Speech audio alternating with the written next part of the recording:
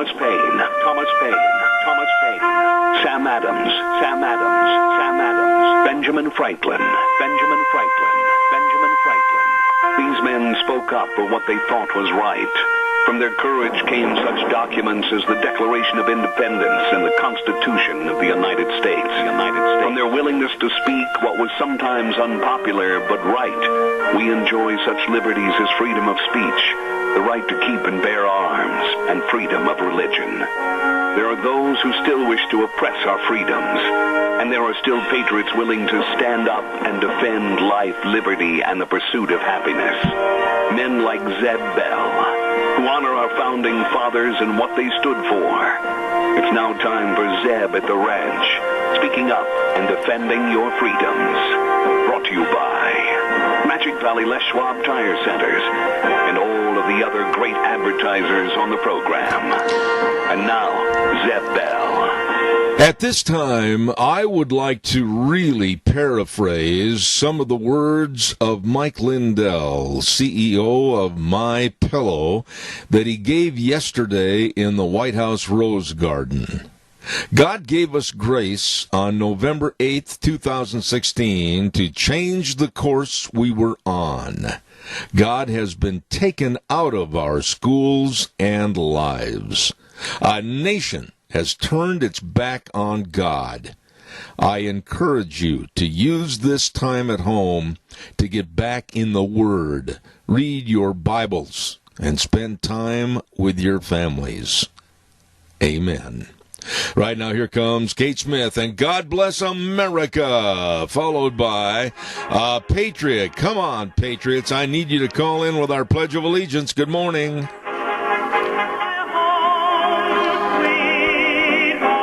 And a good morning to you and yours, Zeb at the Ranch, on this first day of April. And normally on April Fool's Day, I would have a multiplicity of things that I would say and or do for April Fools, but I got to be honest with you, folks, I'm just not in the mood for that this morning, unfortunately. A major thank you to Burley Physical Therapy and Rehabilitation at 1263 Bennett Avenue, Suite 2 in Burley, helping you get back to being you. And, of course, Greystone Crossing, senior living at 1221 21st Street in Hayburn. Seniors living the good life with friends. Right now, let's go to the phone line and have our Pledge of Allegiance. Good morning. Good morning, sir. I pledge allegiance to the flag of the United States of America and to the republic for which it stands, one nation, under God, indivisible, with liberty and justice for all. Doug, old buddy, I would really appreciate it. Kind of a closed-circuit message to you. Call me after 11 o'clock. It's extremely important, if you would, please. If I remember. You had better do so, or you're going to lose another of the very few left gold stars on your name by the wall. Oh, okay. Okay. Talk to you later. Thanks, Doug. Calls welcome, 436-2244, 1-866-927-4587. But I want to start off the program like we always do with the weather forecast. And Roger and the crew over at K&R Rental at 256 South, 600 West of Hayburn. Morning. They've already opened up the door. They're waiting to serve you with the rental of the best tools and equipment you can get. Absolutely. We got to get ready for spring, regardless of what the situation is. They've got all the power rakes, all the garden and lawn equipment, all the rototillers, everything for you for both, like I said, long and short-term rental. Call them. Find out more. 678-3122, K&R Rental. Here's Gina with the weather. Few possible snow showers for this morning and some sprinkles by the afternoon. Here's a look at your weather forecast for today. Mostly cloudy skies. A slight chance of snow showers this morning. A few sprinkles this afternoon. We are expecting a high of 43. Winds out of the west at about 10 miles an hour. Tonight, mostly clear skies, expecting a low of 26. Tomorrow, we will see sunshine, and it's going to be warming up to about a high of 44. A little bit of a breeze as well, gusts as high as 23 miles an hour. For Friday, mostly sunny skies, expecting a high of 48. Not much of a breeze to speak of. Then by Saturday, more clouds are going to be in the forecast, high of 51. Sunday, partly sunny, 54. That's a look at your weather. Present with the rain. Sooner or later, we've got to get a forecast. We have to have a forecast that's going to go into the 60s. I got a lot of things to talk about. We'll get to that in a minute. K&R Rental. Roger, thank you. On the Burley-Paul Highway, serving everybody. K&R Rental. 678-3122.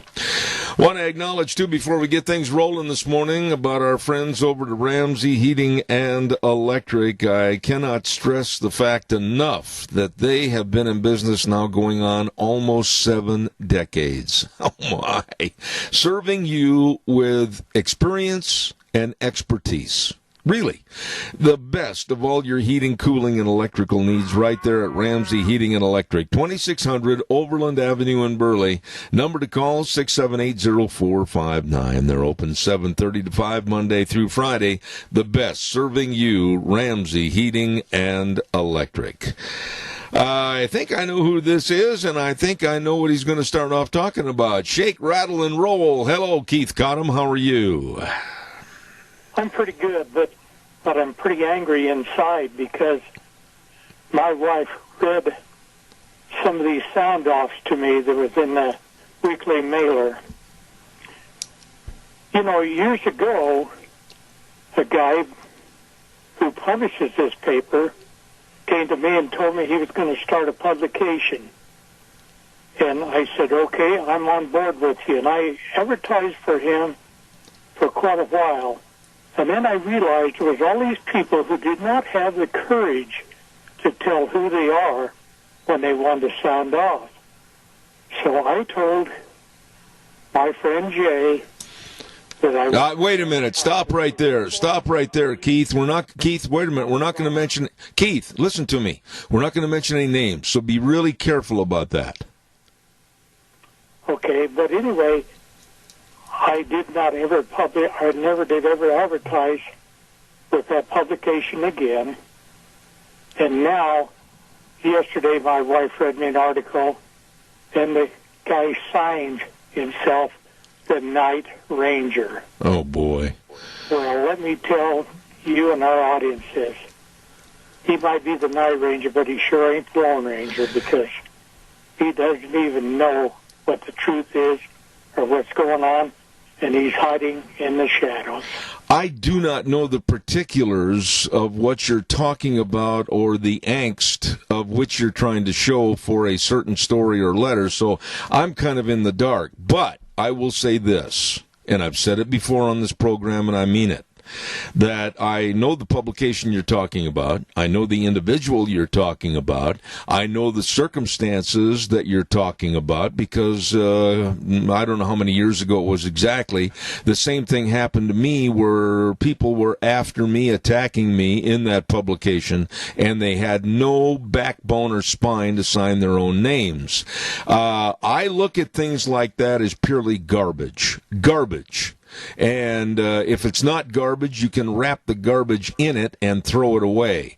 I give no credence to anybody that criticizes another person without having the contact, whether in person or by giving their name or whatever. If you don't have the guts to stand up for your convictions, shut up. Well, I said it now, and that's how it stands with me. No, I agree. Are you all shook up this morning? I got to admit to you and the audience that last night, when that earthquake hit, Keith, I got to tell you, we were sitting, I mentioned to you when you called, and we were sitting in the living room, Deanna in her recliner and me in mine, and she was doing some crocheting, and I was sitting there half watching television and half reading a book, and then all of a sudden I noticed that my chair started to change positions on the floor in the living room, and the lamp of which I was using the light to read with didn't want to stay in one place. I got to tell you that it had a tendency to give me a little fear factor for about 7 seconds that it lasted, but I am so blessed that there were no injuries and really minimal damage, if any, from the 6.5 earthquake that hit with the epicenter up at Stanley. Okay, I think this is worthy news But where was KMVT? One thing about this. No, that's not true. That's not true. Absolutely not true, because I had their station on at 6 o'clock, and it was the lead story at 6 o'clock last night, 5 minutes after it happened. Well, I wasn't telling a story. I said I had not heard it. Okay. So I apologize. No, you don't owe me an apology, but we don't want to convict anybody or condemn anybody without having the basic fact. I am not a fan of KMVT. You know that. But I've got to give credit where credit is due. Yes, their weatherman, I think his last name is Brill, came on the air immediately after their news segment started and commented about the earthquake and how they were trying to find out more information about the epicenter and everything. No, I've got to say that, yes, they did, absolutely. Well, kudos to them. All right, my friend. Thank you for calling in this morning. I appreciate it. Thank you very much. How's your blood pressure? It's just like the water on the rise. Thank you. Okay. Calls welcome, 436-2244, 1-866-927-4587. Gotta tell you that it was kind of funny. I have not been in an earthquake since back in the 90s when I was announcing a rodeo at Clovis, California. A very, very big rodeo on the PRCA circuit, Clovis, California, and I'll never forget, we were just in the middle of the grand entry and making the introductions and everything, and I had never been in an earthquake before that, and all of a sudden I looked across in the grandstands and they were kind of wavy, and they weren't waving their hands. I mean, it was kind of wavy, and the announcer stand kind of jiggled a little bit, and I don't have that good a balance anyway, and I had to grab a hold of the little desk ahead of me, and it only lasted seconds, but that was my first introduction to earthquakes. And then last night left me with a very chilling feeling. Caller, good morning. You're on the air. Good morning, Zeb. Just thought I'd let you know I felt actually 2 quakes and possibly a third. Oh, my. Yesterday. The first came in before the larger quake. I was just sitting here perfectly still at my house, and I could feel some movement of the earth. And then less than a minute later, about maybe 45 seconds, the bigger one came through, and I really felt that one. And then about a half hour later, I swore there was another small one that came rolling through the Burley area. You know, and you, of course, everybody, I think, is going to have an explanation of saying we felt this, we felt that, maybe there was some other aftershocks, etc. I'm sure that you're 100% right. All I can tell you is, pardon me? I've been through 3 earthquakes in my lifetime. And where were they? All here in the state of Idaho or elsewhere? No. I was down in Salt Lake. Years ago, I'd worked for the Union Pacific Railroad, and I was working the late shift down there one night, graveyard. And I was sitting in my chair at the time. I was working as a clerk. And I felt like somebody was pushing my chair around, and I turned around to see who was moving my chair, and there was nobody there. And then I had my feet flat on the floor. I thought, we just went through an earthquake, and that was, I think, a 3.4 at that time. And I felt that one definitely. And then when they had that quake down by Wells, I felt that as well. Oh, yeah. Now, see, I did not. I think I did, but I can't verify that. I was, like I said, I don't have the best of balance, as you probably know if you know me. But I remember that day specifically that you're talking about when that earthquake hit down in the Wells, Nevada area. I was walking down the narrow hallway that we have from our mudroom on the back porch back down towards the kitchen area, and the only thing I can tell you is, for some reason, I lost my balance.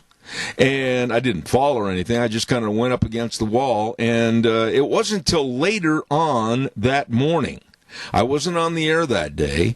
And it wasn't until later on that morning I heard that, well, there was a big earthquake. Now, I think, even though I can't attribute it to that specifically, I think that was part of it. Yeah. Do you, your physical ailments, I don't know if you want to talk about this or not, but do you have neuropathy in your legs or feet? No. I just, I'm not ashamed of it. I make no bones about it. I had polio when I was a little kid, and then I've had both legs broken, one leg broken 4 times, the other one broken 3 times, and major horse accidents and everything. And so, to be honest with you, I'm not a poster boy that you'll see on Blue Cross Blue Shield. Were you a bronc rider or something? No, it's just all the different accidents of when you play and have fun with large farm animals, you will get hurt. Yeah, that's unfortunate. I didn't realize all that had happened. No, had problems. it's just one of those things where after all the wrecks and all the healing and all the hospitals and all the doctors, I am so blessed, and I mean that. Listen, man, I'll tell you what, I appreciate your call. I got to tell you that my wife and I both made a statement that we don't want to have another earthquake. It really raised our eyebrows for a couple of old people sitting in their living room, I'll tell you that. Yeah, it was a pretty good share.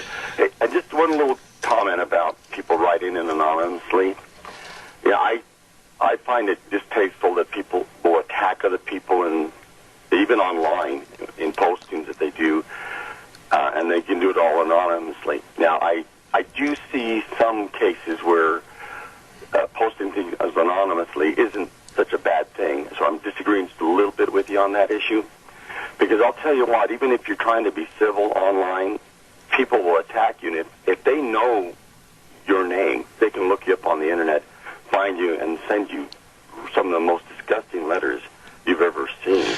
Yeah, but in my case, let me just state this to you quickly. It's nothing unusual for me to get hate emails sent to me, and no names or anything, and they'll criticize what we've talked about on the program, they'll condemn me, they'll damn me, they'll do everything they can, and they won't sign their name. And if you've listened to this program, and this is true, I have invited the left or opposing issue sides on various issues, and they don't have the guts or the backbone to call in on the program, but they will anonymously after it's over, and I have no respect for that whatsoever. Yeah, I don't either. That if you're going to, first of all, I wouldn't attack people that way. I might disagree with someone, but I try to be decent about it. Yeah. You don't have to call them names. You don't have to threaten to kill them. It's just gotten ridiculous, and I'm wondering if somewhere down the road we won't have some laws that require you in your postings to use your real name. All I know is that the publication that really bad online. I'm sure you're aware of that already. Yeah. And I'm sorry to hear that people attack you like they do. That's just not required. Well, you get to a point for what you believe and tell it. If you disagree with Zev, tell him to his face. Yep. Don't go behind his back and send him threatening letters or threatening emails. Crazy. Yeah, it's just to the point where it's part of the game, but unfortunately that's part of the game I don't relish. Sir, I appreciate it. I've always felt that you've been really good with people. Well, thank you. As far as letting them get on and speak their mind, even when they disagree with you. Matter of fact, sometimes I'm amazed by your patience. Yeah, but I have that much patience with some of the people who've called you. I got to be honest with you. If you were in this studio right now and you talk about patience, you got to see the finger marks and the nail marks in the desk. You'd find out I don't have a lot of patience. Well, that's how you control yourself, huh? Okay. God bless you, man. Thanks so much. Appreciate it. We'll talk to you later. Thank you. I appreciate that comment, but for those that know my wonderful wife, and, I got to be very, very honest, patience, that's a word that I have to look up every now and then to really understand the meaning.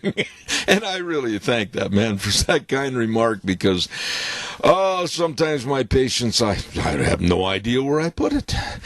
Let's right now talk about Dino Septic Service. These are wonderful, wonderful people doing a job every single day that you and I don't want to do. I don't want to stand out there and pump a septic tank. No, I don't want to be in charge of sewer and sink drain line cleaning or liquid waste removal, yuck, or anything like this. But they do, and they do a phenomenal job. That's right, with a big smile on their face. Fast, fair, friendly service, Dino Septic Service. Call them at 436-6526 or 678-1638. I'm telling you, the big truck will pull in the yard that says, smells cargo on the way. Dino's Septic Service. You get a hold of them right now. Calls welcome, 436-2244, 1-866-927-4587. To end the conversation or elaborate on it more if you want to comment, as far as unsigned letters or fictitious names when they make allegations, to me it's nothing more than just filthy, barroom-filled journalism. That's all it is. And I wouldn't even consider reading and or obtaining a copy of any publication that carries that corrupt filth in it. I've always said, my dad and mom raised me, you got something to say, you say it. And say it to the people that you want to address it to, not behind their back or screened by a phony name. Caller, good morning. You're on the air. Hi, I was just wondering if anybody out there lived through the 94 quake in Northridge. I did. You were down there at Northridge in 94, right? Yeah. Uh-huh. Now, let's talk about this a little bit. That was the year. Now, please help me. Wasn't that the same year in my old mind? I'm trying to think back almost 20 years that, well, it is over 20 years, that the World Series was going on at the same time the quake hit out in California, right? I don't know about that, but this one happened in Northridge. Remember Northridge? I do, yeah. Yeah, this was Martin Luther King Day. Oh. And there would have been a lot more people who died if it hadn't been for a holiday. Now, let me ask you, where you were at during the earthquake, did it have and involve a lot of damage? Tell us a little bit about that. Yeah. I was in bed with my daughter, and the earthquake happened at about 4:30, something around that time, and it broke my bed. We had $19,000 worth of damage. I lost my job to the earthquake. My job was flattened. I had a pickup, and I put my daughter in the back of the pickup when we got out of the house. It took some time to get out of the house. Once I did, I put her in the back of the pickup, and I had her climb through the back window of my pickup that was broken, and she got in and unlocked the door so my mom and I and my daughter could sit and ride out the aftershocks. And then the Santa Ana winds came up, and so we were sitting there trying to figure out if that was the Santa Ana wind that was pushing the truck around or if it was another aftershock. Oh, my. You could see the glow of the big explosion that happened on Balboa Boulevard. And, yeah. Well, it was crazy. How long did I was in my bare feet, and when I got out of the house, the ground was actually hot, and this is in January in California. That's how long did the tremblers last as far as the time duration? Now, the one last night, I would estimate, and I think I'm fairly close, it was about 7 or 8 seconds at the maximum, but that was 7 or 8 seconds that was doggone long. Yeah, try a minute. Oh, my. Oh, my. Yeah, it lasted quite a long time when you live on the epicenter. My parents' house, I was living at home with my parents at the time, and the apartment complex that collapsed that pancaked on top of all these people were just like on the Cedar Boulevard, which is not too far away from where we live. It was a mess.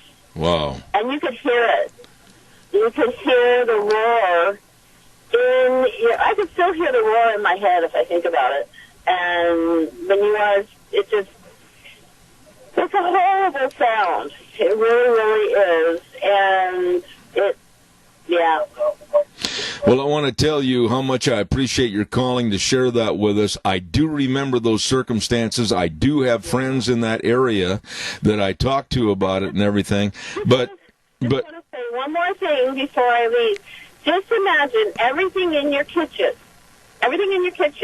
from the spices to the stuff in the refrigerator, the freezer, your cupboards, it through the dishes out of the dishwasher, it through the oven doors open, and that just everything into a giant pile in the middle of your kitchen. Oh, my goodness sakes. You talk about spring house cleaning. Holy cow. Hey, God bless you for your call. Thank you so very much. All right. I appreciate that. What a nice lady to call and talk about that. You know, I guess to some that live within the confines of an area that are susceptible to earthquakes, they're used to it, if you will.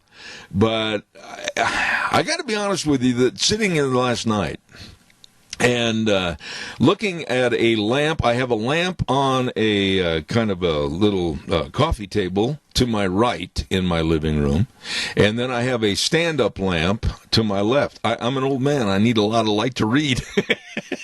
And when the lamp started swinging back and forth, and the chair that I was sitting in, it just felt like I had maybe some football players taking my chair and bouncing it up and down and trying to slide it across the floor.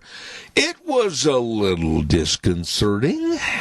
Calls welcome, 436-2244, 1-866-927-4587. Let's not forget Jeff and the crew over at Magic Valley Irrigation. They are coming into their busy time at 4040 East, 500 South of Burley. And I'll tell you, old Jeff, now there is a good guy, and his whole staff, they absolutely appreciate the business with all the farmers that need their irrigation help, and they furnish all the U-bends and the handline risers and Heliarc welding, and they manufacture wheel line elbows and so much more.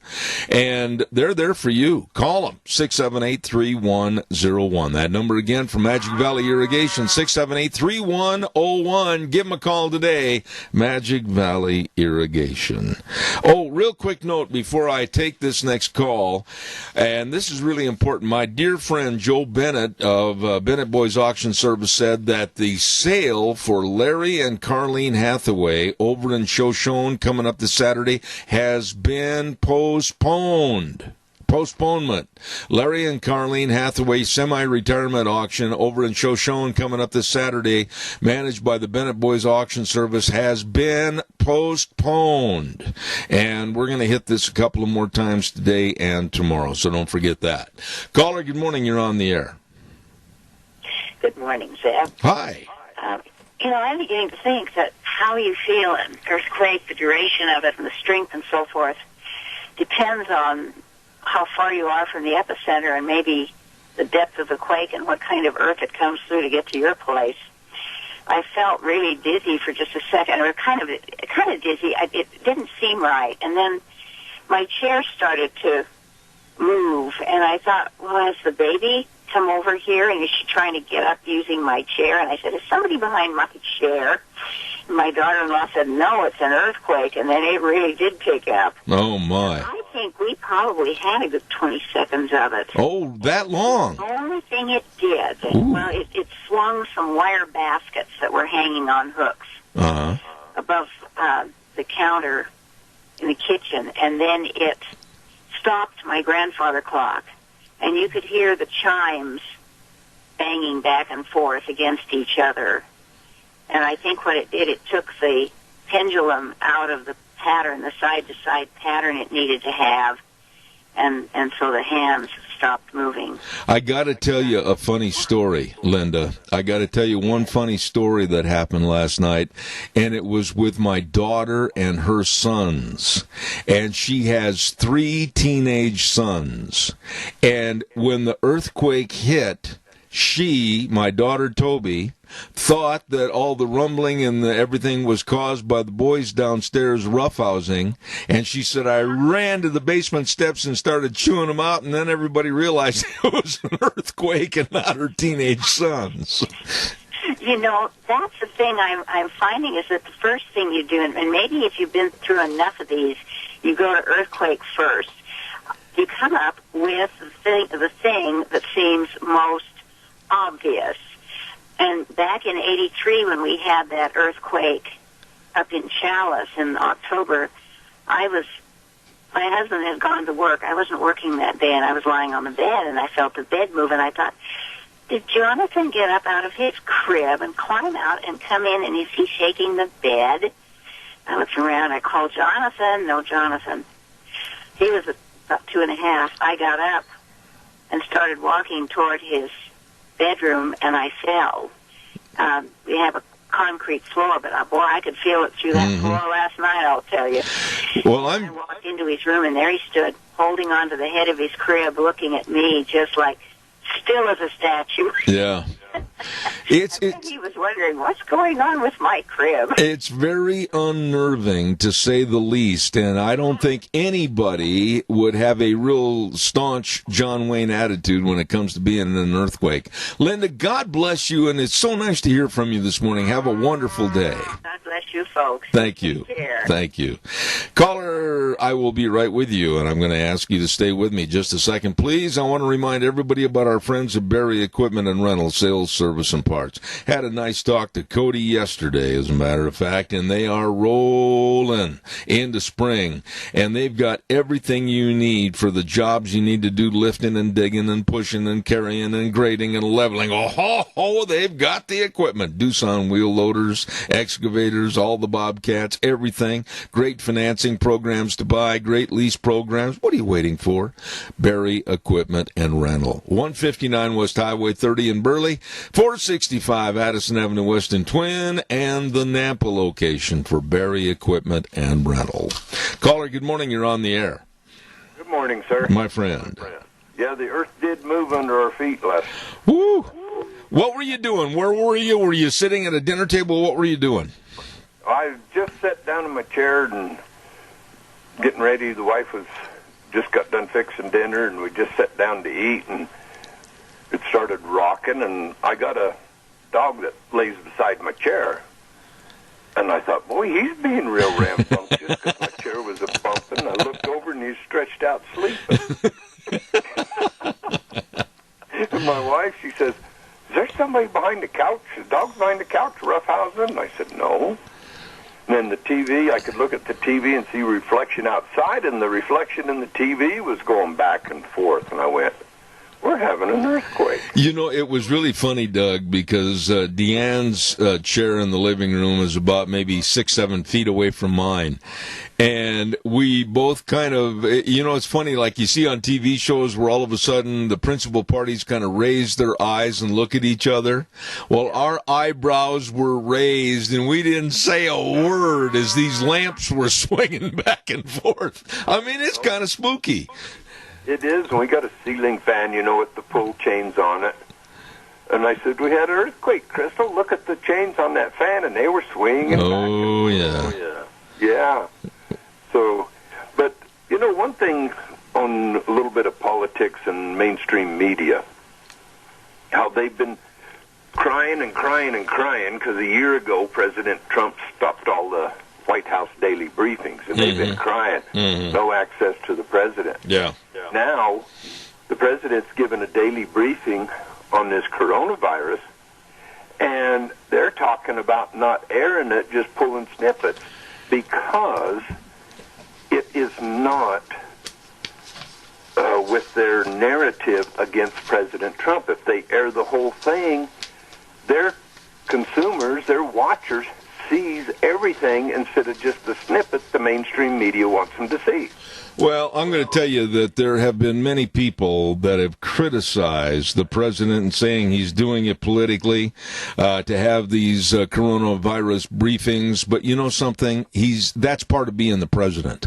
And for those lowlifes and left loons that are out there criticizing him, I thank God that he gets up there every day with the doctors and the scientists that know know what's going on and are giving us, I hope, direct answers. And for these left loons, and I know who you're speaking of, it's CNN and MSNBC, they have no credence, they have no credibility whatsoever. They are absolutely worthless people trying to stir up trouble. And I think if all the airports would turn off CNN, their viewership would be down in the single digits. Oh, no more than that, that's for sure. Doug, I got another one waiting, but I want to wish you this. And by the way, we went and bought you a Christmas present for this next season. We're buying all of our friends seat belts for their recliners. Well, I appreciate it, buddy. Okay. I appreciate it. God bless you, man. Hey, give us your spiel quick. Hey, everybody, let's do what we can for our senior centers. I know I say go there and eat and leave with a full tummy and a full heart, but a lot of the senior centers are doing takeouts now. So call your senior center, find out if they're doing meals to go, set it up, go get some. That'll help them survive these tough times. Absolutely. Doug, call back, buddy. Appreciate you. Thank you so much. Caller number 2, you're on the air. Go ahead, please. Well, good morning, Mr. Bell. Hello there, lovely lady that's married to George. I think you had to put that in there, didn't you? Well, into every life a little rain must fall. Okay, it's pouring over here. Oh, is it? No. Oh, okay. There was a tad little sarcasm in there. Sorry about that. Listen, when I talk to you, I know there's more than a little. You know me well, don't you? Yes, ma'am. Last night we were sitting at the table and having a cup of coffee, and all of a sudden I looked over and my grandma's rocking chair was moving. Aha. And I thought, holy crap. And then all of a sudden my coffee started spilling on the table. And I went, George, I think we're in an earthquake. And he goes, yeah, I think you're right. I'm glad I was sitting down. I mean, it didn't last very long, but it just kind of, it makes you feel like you're floating. Yeah, that's a good way to kind of say it, yeah. Yeah, it was just kind of, that weird music they play on scary movies.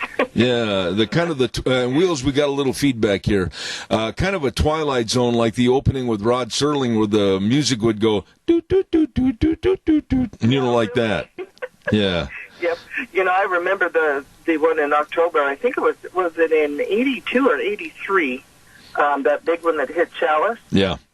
I was standing at the kitchen sink looking out at the horses, and my God, they were going berserk, and I thought, what in the world? And then all of a sudden, my water in the dishpan was spilling all over, and it's like, that's the first time I ever experienced. Well, and I thought, holy crap. Well, let me ask you this. I had a caller earlier that said that perhaps he felt 3 different occasions last night. Did you, where you're located over in the Rupert area, did you notice anything other than just the one? Were there some aftershocks or whatever? I didn't feel any aftershocks. George thought he felt one a little bit later, but I didn't feel anything. But they said that there was quite a few aftershocks.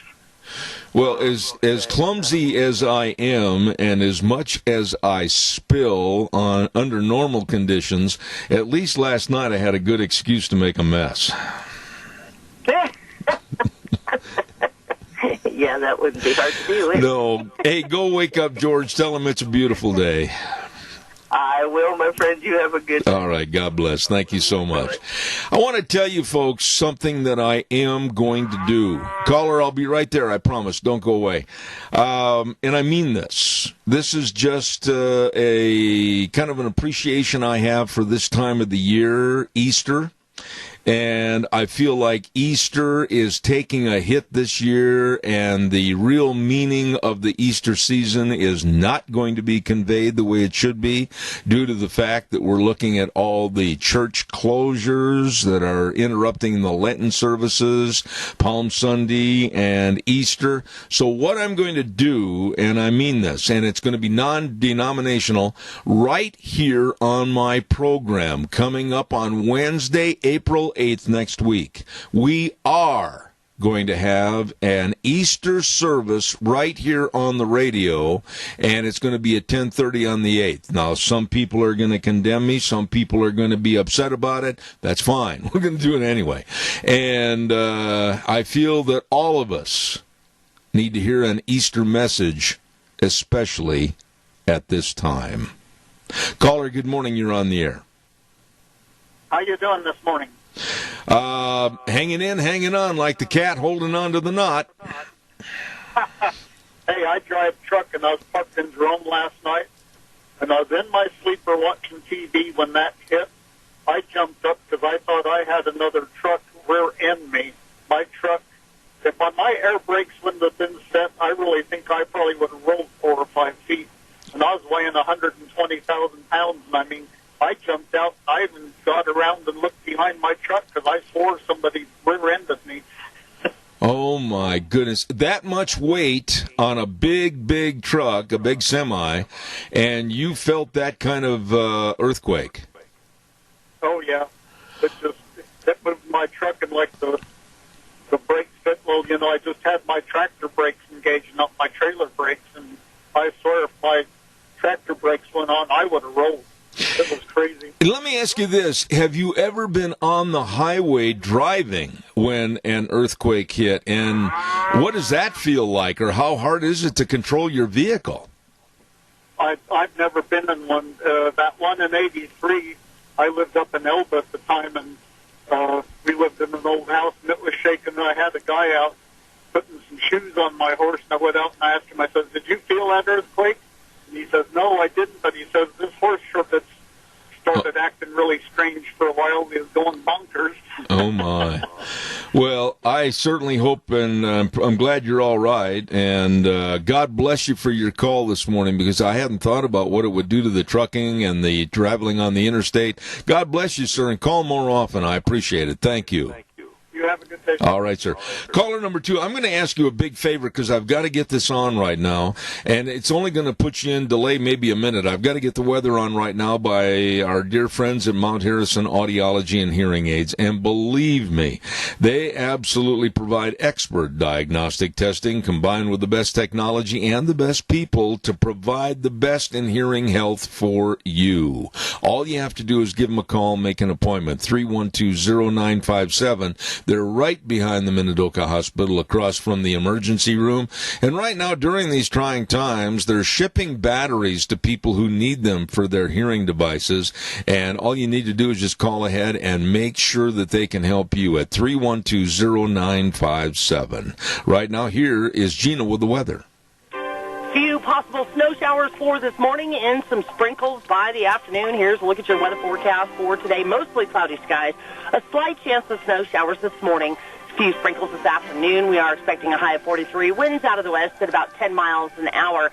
Tonight, mostly clear skies. Expecting a low of 26. Tomorrow, we will see sunshine, and it's going to be warming up to about a high of 44. A little bit of a breeze as well. Gusts as high as 23 miles an hour. For Friday, mostly sunny skies. Expecting a high of 48. Not much of a breeze to speak of. Then by Saturday, more clouds are going to be in the forecast. High of 51. Sunday, partly sunny, 54. That's a look at your weather. For Zeb at the Rain. I appreciate that, Gina. She does a great job. And the weather brought to all of us by Mount Harrison Audiology and Hearing Aids. Number to call. Make an appointment. A lovely doctor pickup, and everybody can help you. 312-0957. Caller, good morning. You're on the air. Good morning. Where is Northridge? In the California area, up and around the Bay Area. Okay. It wasn't mentioned about it, and I thought, I don't remember that in Idaho. Well, I'm sorry. We made the assumption that I thought she said in California, and I think she did. Maybe that was overlooked, but yeah, I can remember vividly that earthquake that she was talking about. You know, that earthquake last night, we can take that as a message, if we want to, being sent to us, that we're not in charge here. Amen.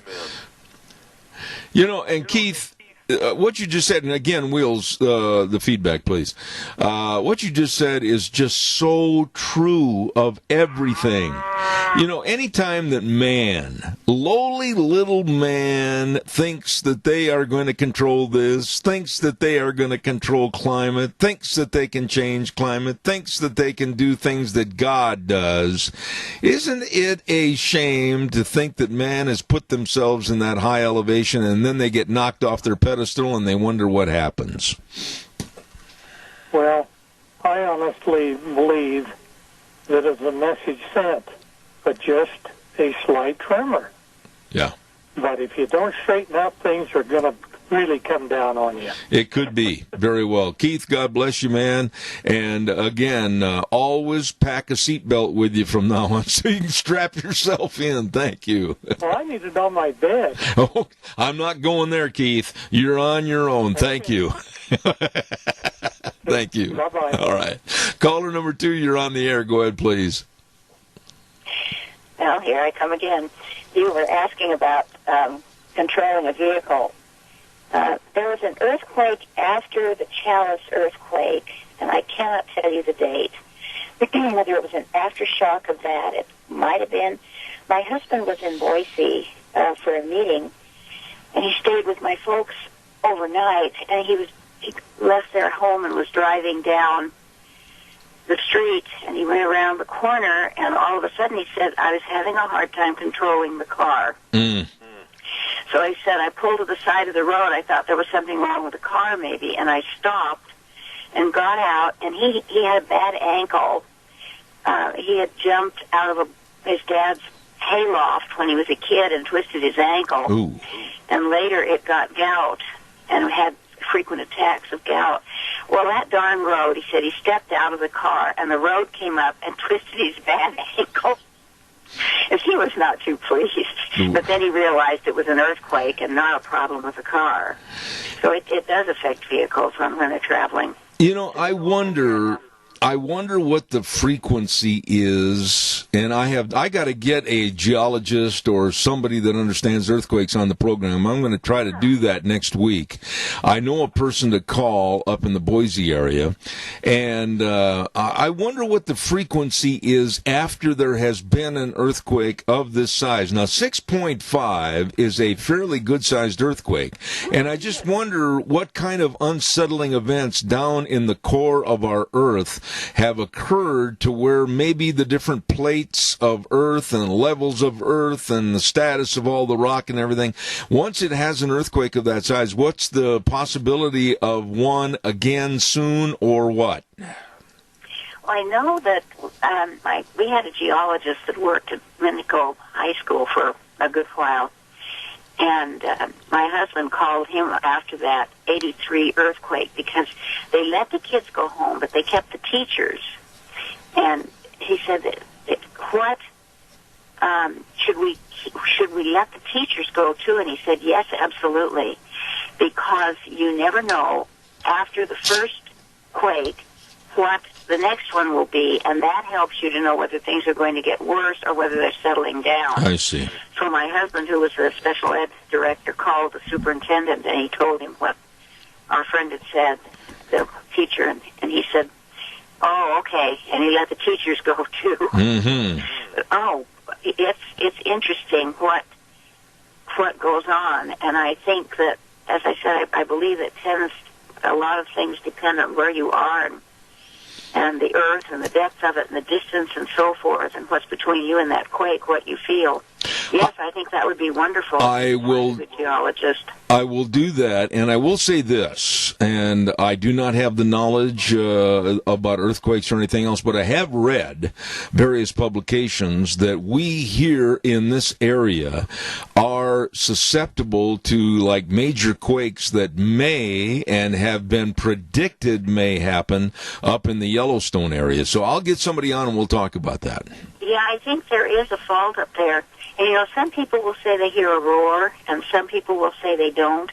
I didn't last night. I think others did. I know I did in that 83 earthquake, and it was the oddest sound. It did sound like a train running under the ground. Linda, God bless you again. Thank you. You're just full of blessings today. Thank you. Bye-bye. All right, take care. Calls welcome, 436-2244, 1-866-927-4587. I got to tell you what's going to take place next Monday, April 6th, right here on Zeb at the Ranch. We are welcoming back the lovely Miss Vicky at Vicky's Country Gardens for the spring and summer help for your better growing of your gardens and taking care of your lawns and everything. Don't forget Vicky's Country Garden at 185 South 600 West of Paul next Monday at 10:32. Going to be a lot of fun. All right, I got time for another call. Give me a jingle, 436-2244, 1-866-927-4587. I got to tell you, well, I'll get to this next hour. Caller, good morning. You're on the air. Go ahead, please. I've got about a minute and a half left. I only need 15 seconds, Zeb. I just thought I'd call back and let you know that I did hear a roar last night when I felt the earthquake, the big one come through here. Wow. It sounded to me like the wind was blowing real hard outside, but when I got outside, it was like the wind's barely blowing. And so I did hear the roar come through this area. Wow.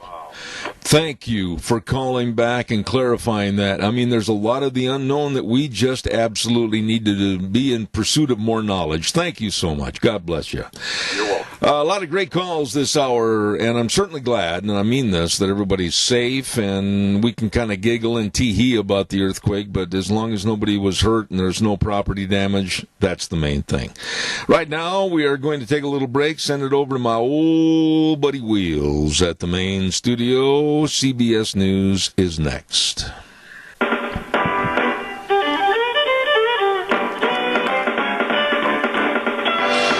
Oh, welcome back. Hour number 2 on this April 1, Zeb at the Ranch, and thank you very much for tuning in.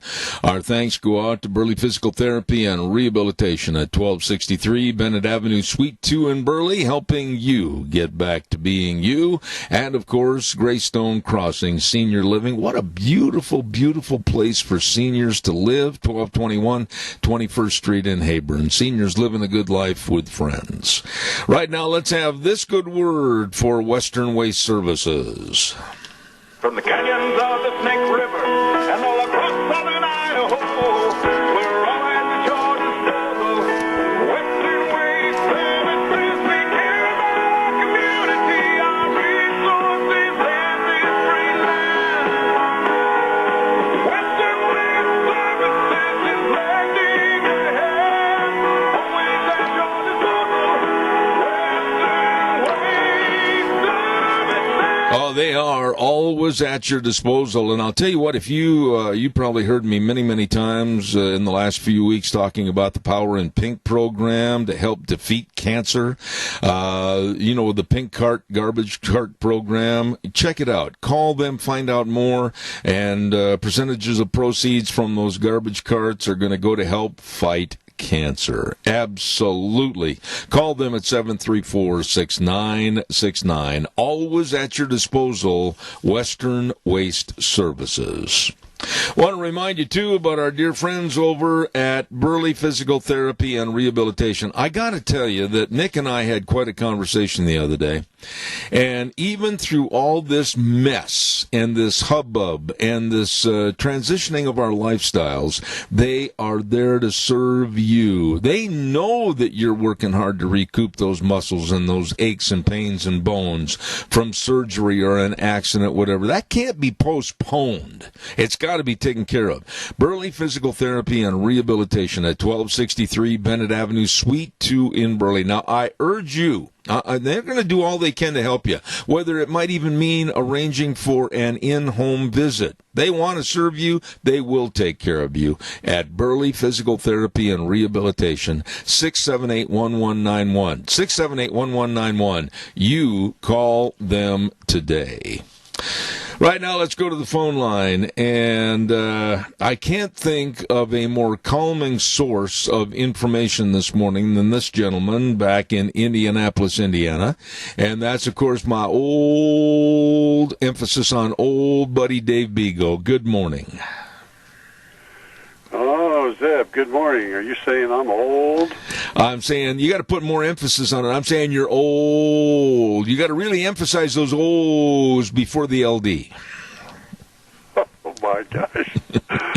Well, I think you're crazy Zeb today. How about that? Well, I tell you what, when I think of Dave Bego, I just look at you now because you're getting up there like I am in age, and I think of Gabby Hayes without a beard. Thanks.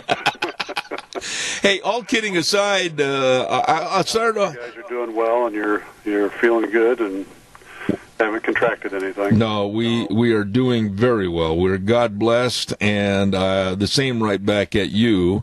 We did have kind of an interesting thing happen last night that perhaps you saw on the news. Idaho, and it hit here. We had a 6.5 earthquake last night. Yeah, I saw that. I was going to ask you about that this morning. No damage in your area, is there? Not that I'm aware of. I will say that it shake, rattled, and rolled extensively. Now, I only think I saw or heard the tremors and then felt the shaking for about maybe at the most 10 seconds. But in other areas, people said it lingered a lot longer. Now, it did move my recliner and shake the lamps and everything else, so it was a little spooky last night. I'm sure it was. I saw the report come out on that. I thought, boy, I got to talk to Zeb, make sure that he and Deanne and all your people there are doing okay and didn't get hurt. Absolutely, we're doing fine. And quite frankly, the epicenter was, probably, I'll round it off and say about 100 miles north of us. But, boy, they felt it in neighboring states. It was 6.5. It was a fairly good-sized quake. Yeah, it was. And it's interesting that you guys are having those out there right now. Not interesting at all. Let's not have another one. Dave, I don't even know how to approach this, and I'm really getting worried about what to do, what to say on my program every day. It looks like, and it sounds like, the medical professionals still, at this juncture, haven't got a clue as to really how serious the coronavirus is. What are your thoughts? Well, I think some do, and some places are doing okay, but there's other places and that aren't. And I'm going to be honest with you, in places where the unions, like the SEIU, control the staffing, the nurses and orderlies and stuff like that, they're having these people kind of back off on it and say things about it that aren't true and stuff like that. And I think that's causing some of the problems in some areas. Like I saw up in Washington State that they shut down the union, the nurses and stuff, and people were saying stuff that they didn't think was true about all the things. And it's kind of sad. Again, I think, as I've mentioned before on your show, I think this goes back to a political thing and a media thing. And the media is controlled by the unions. And I got to tell you this too. I just got this article was sent to me from a guy in California that the left-wing labor union, the SEIU, which is the one that we had to fight, was found hoarding 39 million face masks. 39 million? It would be good for the American people. They were hoarding and not sending out. Oh, my. You see, right there, in a time in humanity where people should be joining together and trying to help their fellow man, and then you hear stories like this, and it just makes my blood boil. Oh, I agree with you 100%. But it's good that this group found this out, and they did this article on it because now, from what I've heard, the SEIU is sending these masks out to different healthcare facilities and other places, which I hope they're doing because, we need to protect people and keep people safe and healthy. I don't want to sound morbid. I'm trying to be as uplifting on this program as I can. And, yes, give the news, give the facts, but not lead somebody down a path of total negativity. But when I listened to Dr. Fauci and Dr. Birx last night in the press conference and say that literally we haven't seen anything yet, and they said the next 2 weeks would be basically the worst ever, and then the death toll that they're talking about in exceedance of maybe 200,000 people. Dave, at this time of the year, Easter time and everything, I'm urging all my people to just really revert back to their faith and pray. And boy, we just need help from a higher power. Yes, we do. I agree with you 100%, and I pray for that every day, that this will be wiped out. And I ask that in my prayers to protect the American people and not have any more deaths or very few deaths. And I think we all, as citizens of this country, got to put God first and pray to Him.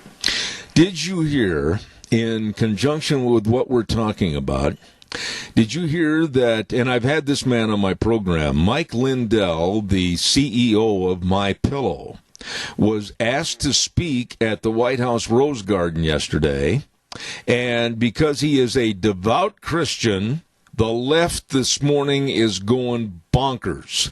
CNN and others have called him nothing more than a cheap PR stunt, and they slammed his saying that he reads the Bible and encourages others at this time to read the Bible. And I have got copies of some of the most filthy, slanderous emails sent by the left and people that are on television of CNN. This is just deplorable. What Mike said yesterday in the Rose Garden, and I'm going to read it, and I want you to respond, and I'm going to paraphrase a little bit of it to cut down on the length. He basically said, God gave us grace on November 8th, 2016 to change the course we were on. God has been taken out of our schools and our lives. A nation has turned its back on God. I encourage you to use this time at home to get back in the Word, read your Bibles, and spend time with your family. And the left absolutely was jumping out of basement windows. Yeah, and I'm not surprised at all, because the left, they want to turn us into a socialist, communistic country without God, and that's their whole agenda here. And they don't like when people stand up to them. And I've been through this, so I understand it, and I'm glad he did that. I'd like to talk to Mike someday. And see how he's doing up there. I know they're making things in their, facility there, and I think it's great for the American people. Well, what he's doing is, and here's a number that's very respectable, he is making over 50,000 face masks per day at the MyPillow headquarters and trying to help out the situation as much as possible. That's why he was asked to go speak at the White House Rose Garden. But from people like Mika Brzezinski of MSNBC and others, the list goes on and on. Some of the most deplorable, detestable statements they made against God, the Bible, and this man's faith. You know, Mike, I had him on my program, and he is a recovered addict. And because of his addictions and everything, his life was pure hell. Then he found God, he found the Bible, and then everything turned around with the start of his company, the corporation MyPillow. And of anybody that's qualified to get up in front of people and the media and say the greatness of God and what it's done in his life and talk about the Bible, it's Mike Lindell. And yet he gets torn to shreds. Yeah. Well, as I said, Zeb, and, I've been through the battles with the left, and I know what their agenda is and how they do things. And unfortunately, it's all about them. It isn't about the people here in the United States, and it certainly isn't about God. Explain something to me this morning. Would you please tell me how a man that is soon to be 78 years old, a man that you can clearly see is not in complete control of his faculties, his thinking, his verbiage, etc., a man that is doing interviews on special occasions out of his basement only, Joe Biden, and some of the absolute verbal flaws that he's shown in the last couple of weeks on major television shows where he's lost his train of thought. It got completely derailed, couldn't think of the verbiage, couldn't think of words to add, just stared at the camera with a blank look. How in the world can the polls show that he's defeating Donald Trump? That's because, the polls are the ones that are run by the left, and they're going to continue to do that.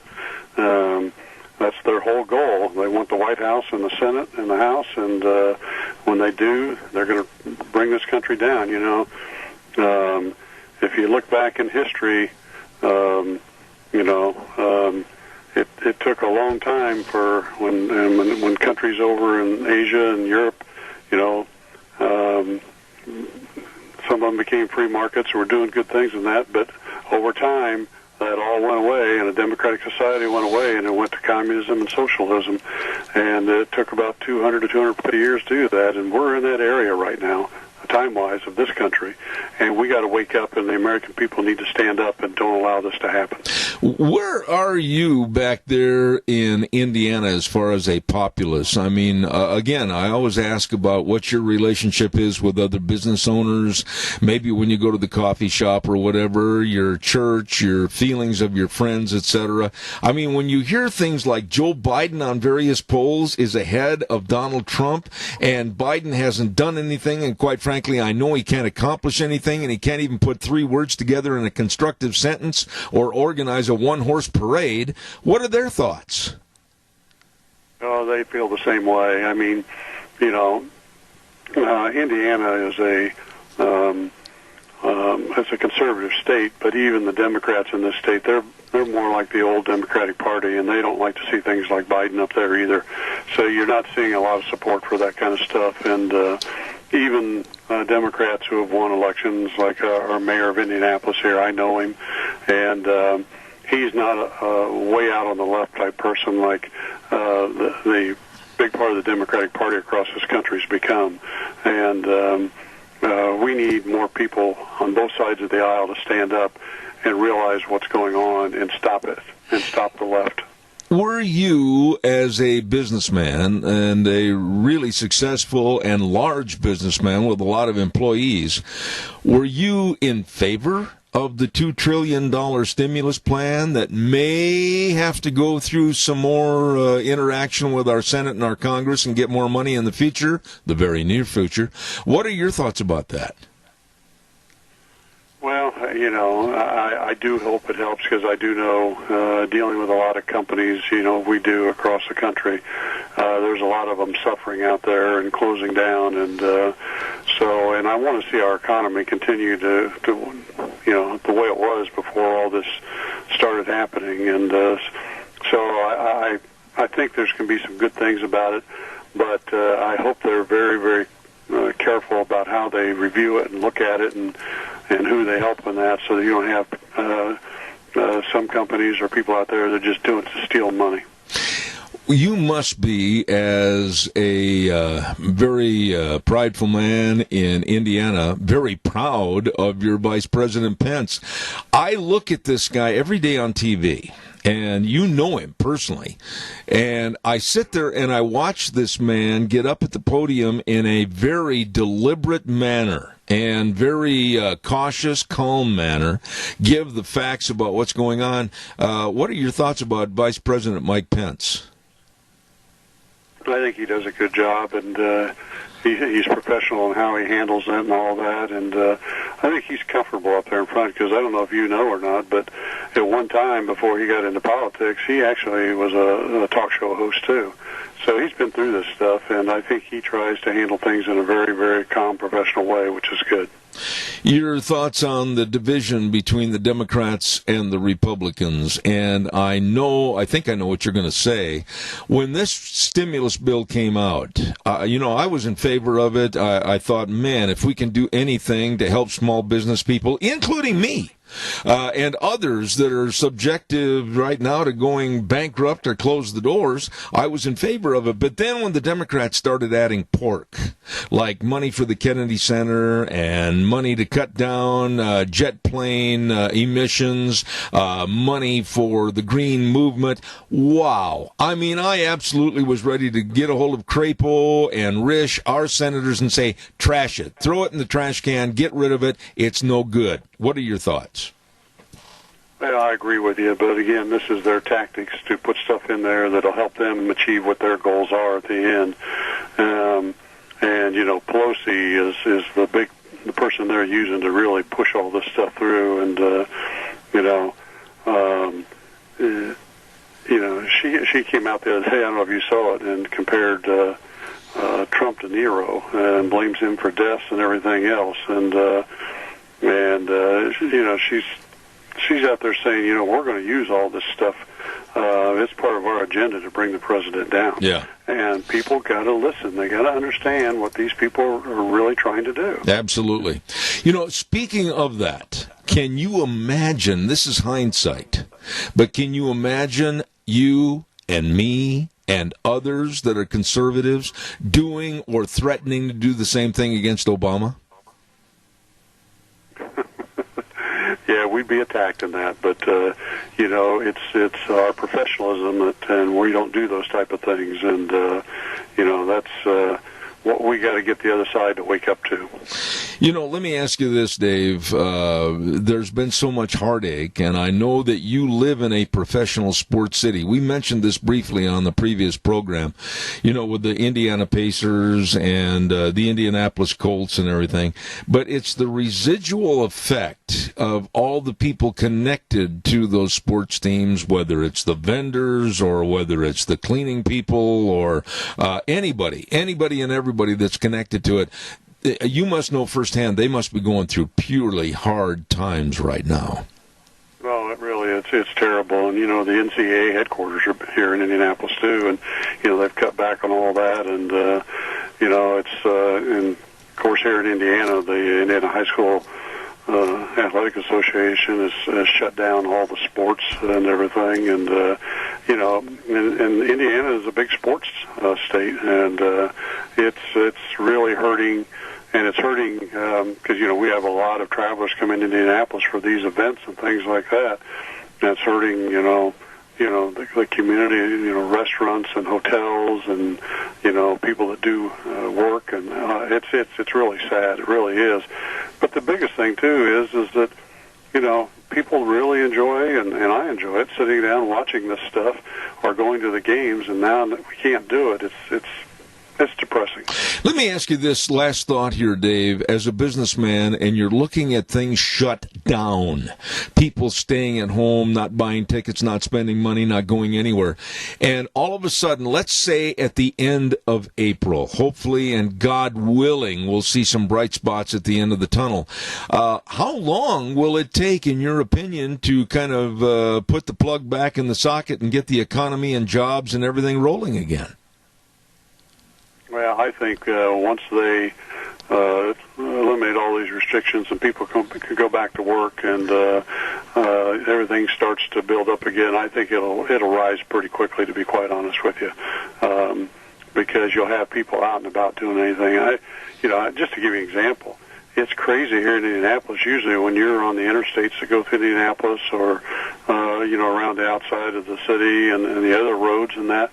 I mean, traffic is always, during the week, especially when the work week is really heavy.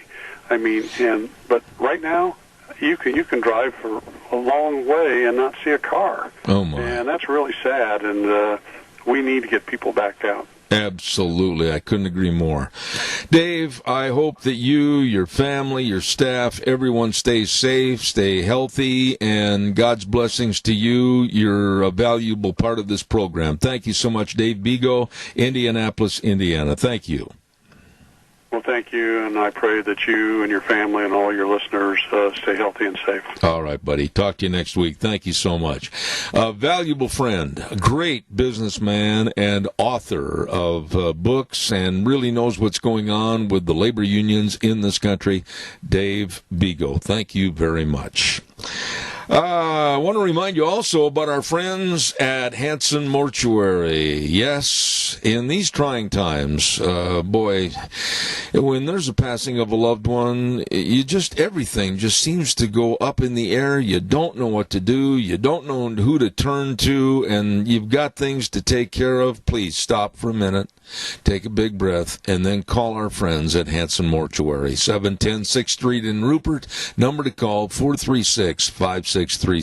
I'll repeat that, 436-5636. Joel Heward, family, staff, serving you always with the highest ethical standards, with unquestioned integrity. Please remember Hanson Mortuary in Rupert, 436-5636. And Joel Heward also serving you and your family at Morrison Payne Funeral Home on East Main in Burley.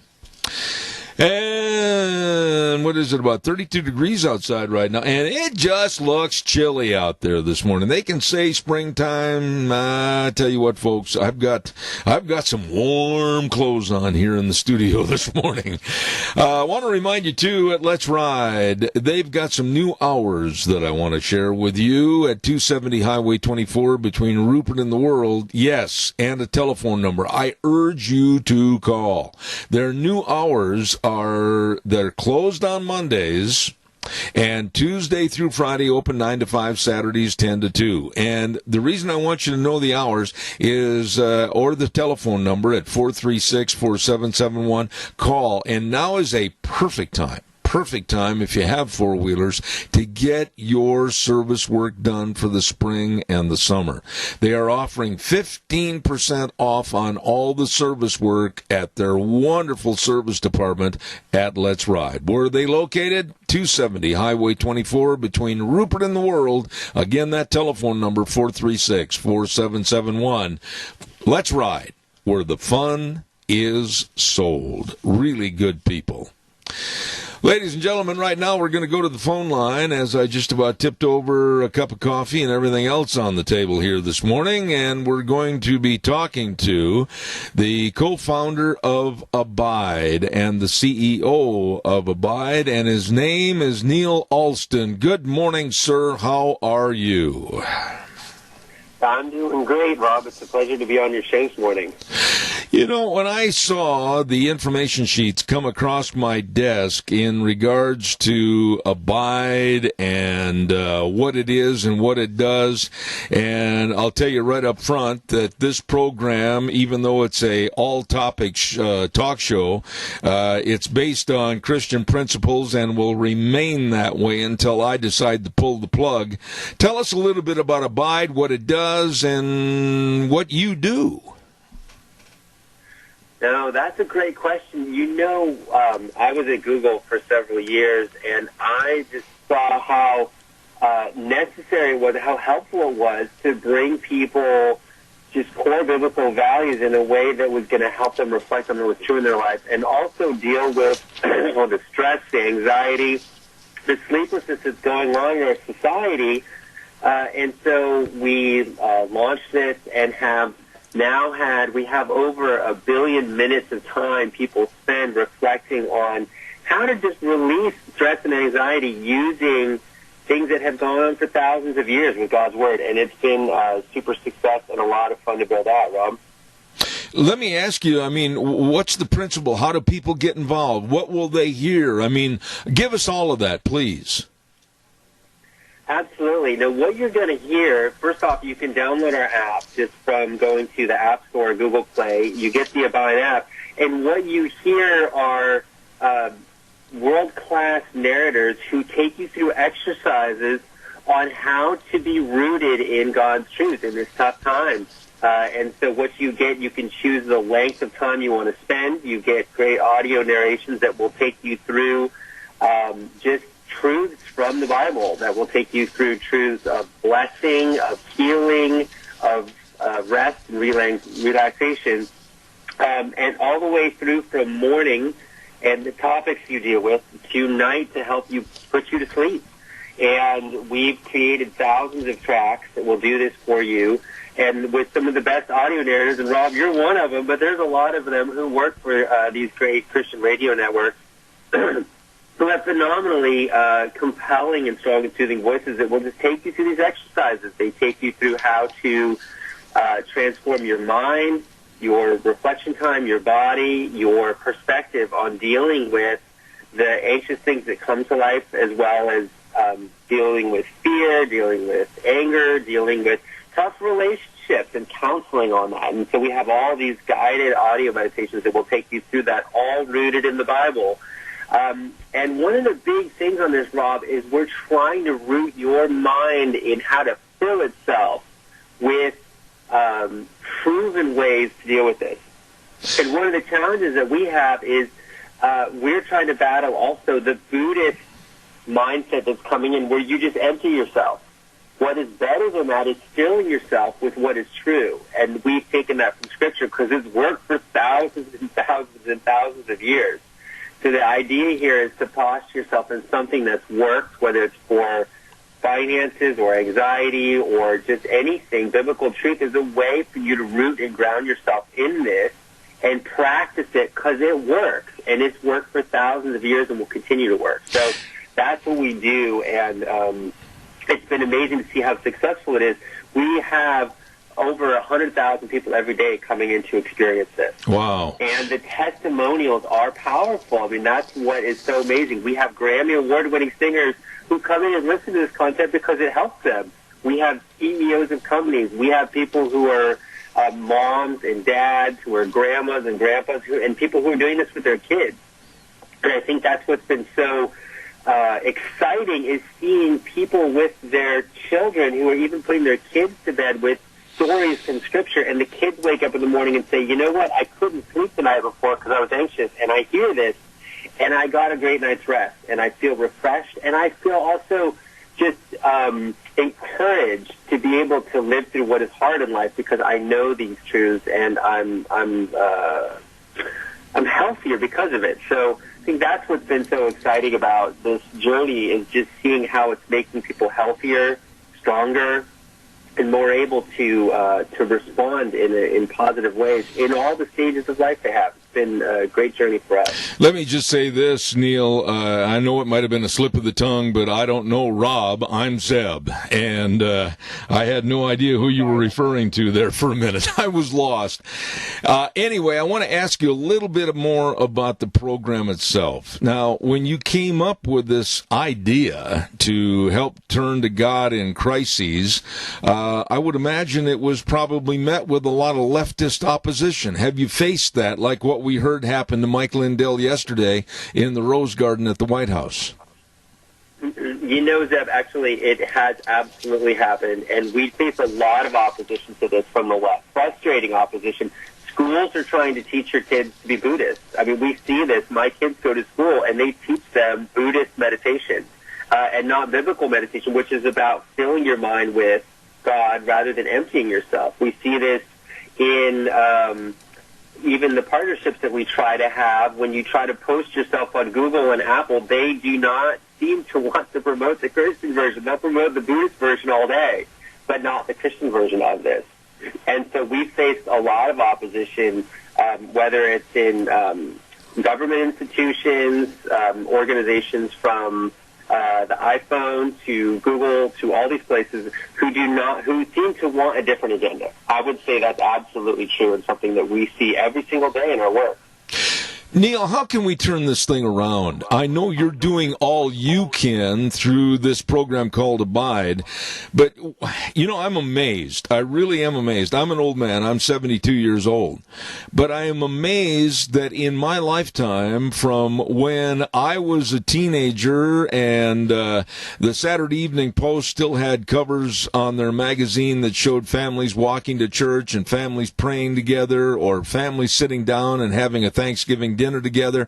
All of this has changed, and it's gone by the wayside with the left now mocking and denigrating Christianity. And I just wonder what happened. What did we do wrong? Where did we drop the ball? That's a great question, and I think that one is just being proactive about it. Two is things for everybody. I think one of the things is saying, come on in and give it a try. Do it in for every person. And we're very active in places like YouTube. We're on Facebook. We're trying to advertise to people. I'm out there trying to reach people who aren't hearing God's word by getting into those medium and saying, come try it. If you just try this, you will see that it works, rather than denigrating it like you're saying and pointing your finger at it. Come in and give this a go. But, boy, it is tough, Deb, because it's like when you're not on the shelf, when somebody comes into the store and you're not on the shelf because they won't put you there, they'll kick you out. It's really hard to get your message across. It's really hard to be relevant and present. So we're trying to tell your neighbors.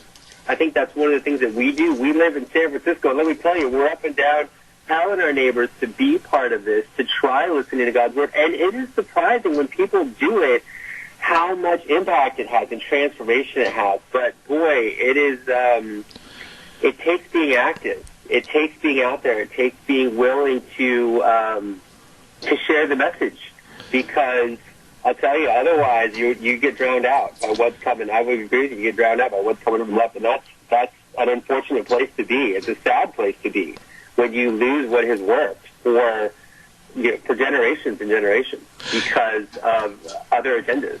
It's we've got to be proactive. So there's no other way to fight it. You can't fight it by just sitting in a corner and hoping and covering your eyes and hoping that the wave is just going to pass by, because the tide is rising, and we got to be out there. We got to be out there sharing the messages and encouraging our neighbors, encouraging our friends to participate in what is good and what is right, rather than what is not.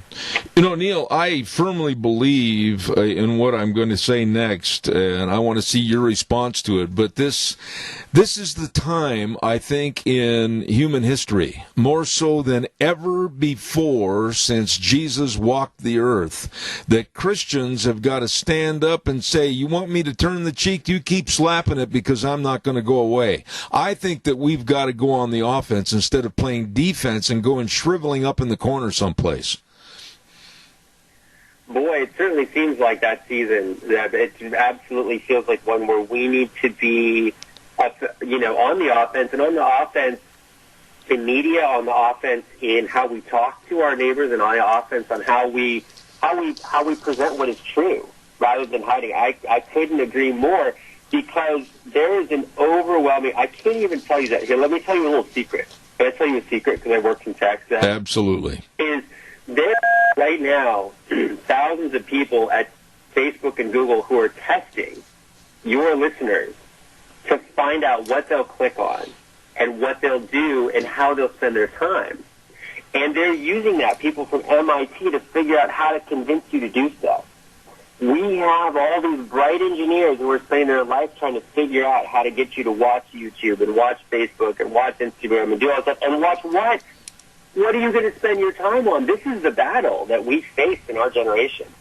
And we have to be, as people who have values, who have these, knowledge of how to live an important and a good life, we have to be out there fighting. We have to be out there in those front lines fighting to say, no, spend your time with things that matter, in ways that matter, doing things that are true and valuable. We've got to be fighting out there, because let me tell you, it's a war.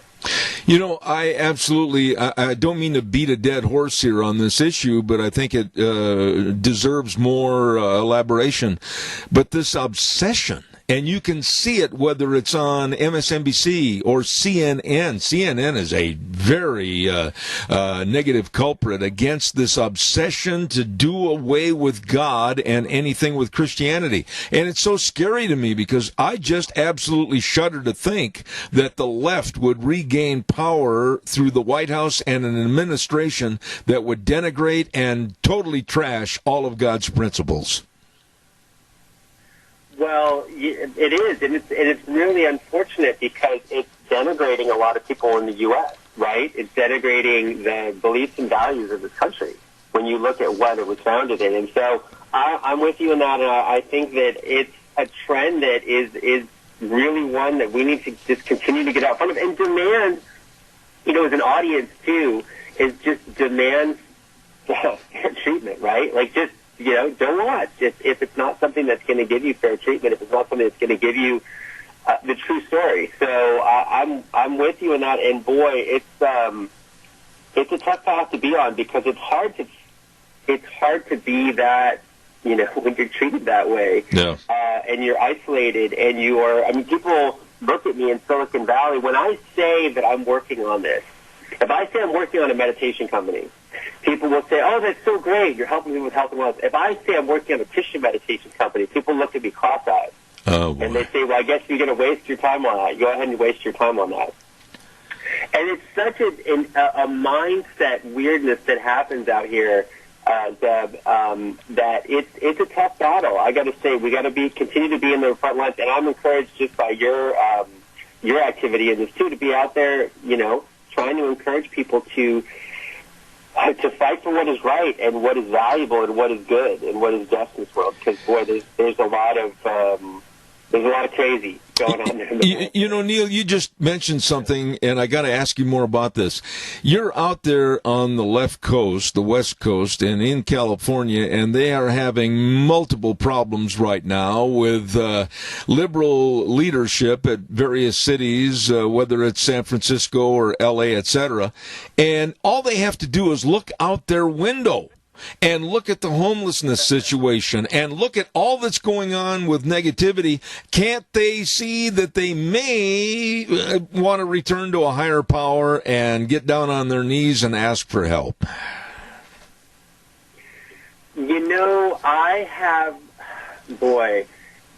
On occasion it does happen, but it is an unfortunate rarity, and that's what we want to pray for. That is what you just said is exactly what we want. Is we want to say, come in, turn back, learn the ways that are going to make sense, learn the ways that are going to lead into a better future, right? Into a place where our children can prosper and live great lives of value. That's what we want. What you just described is what we want.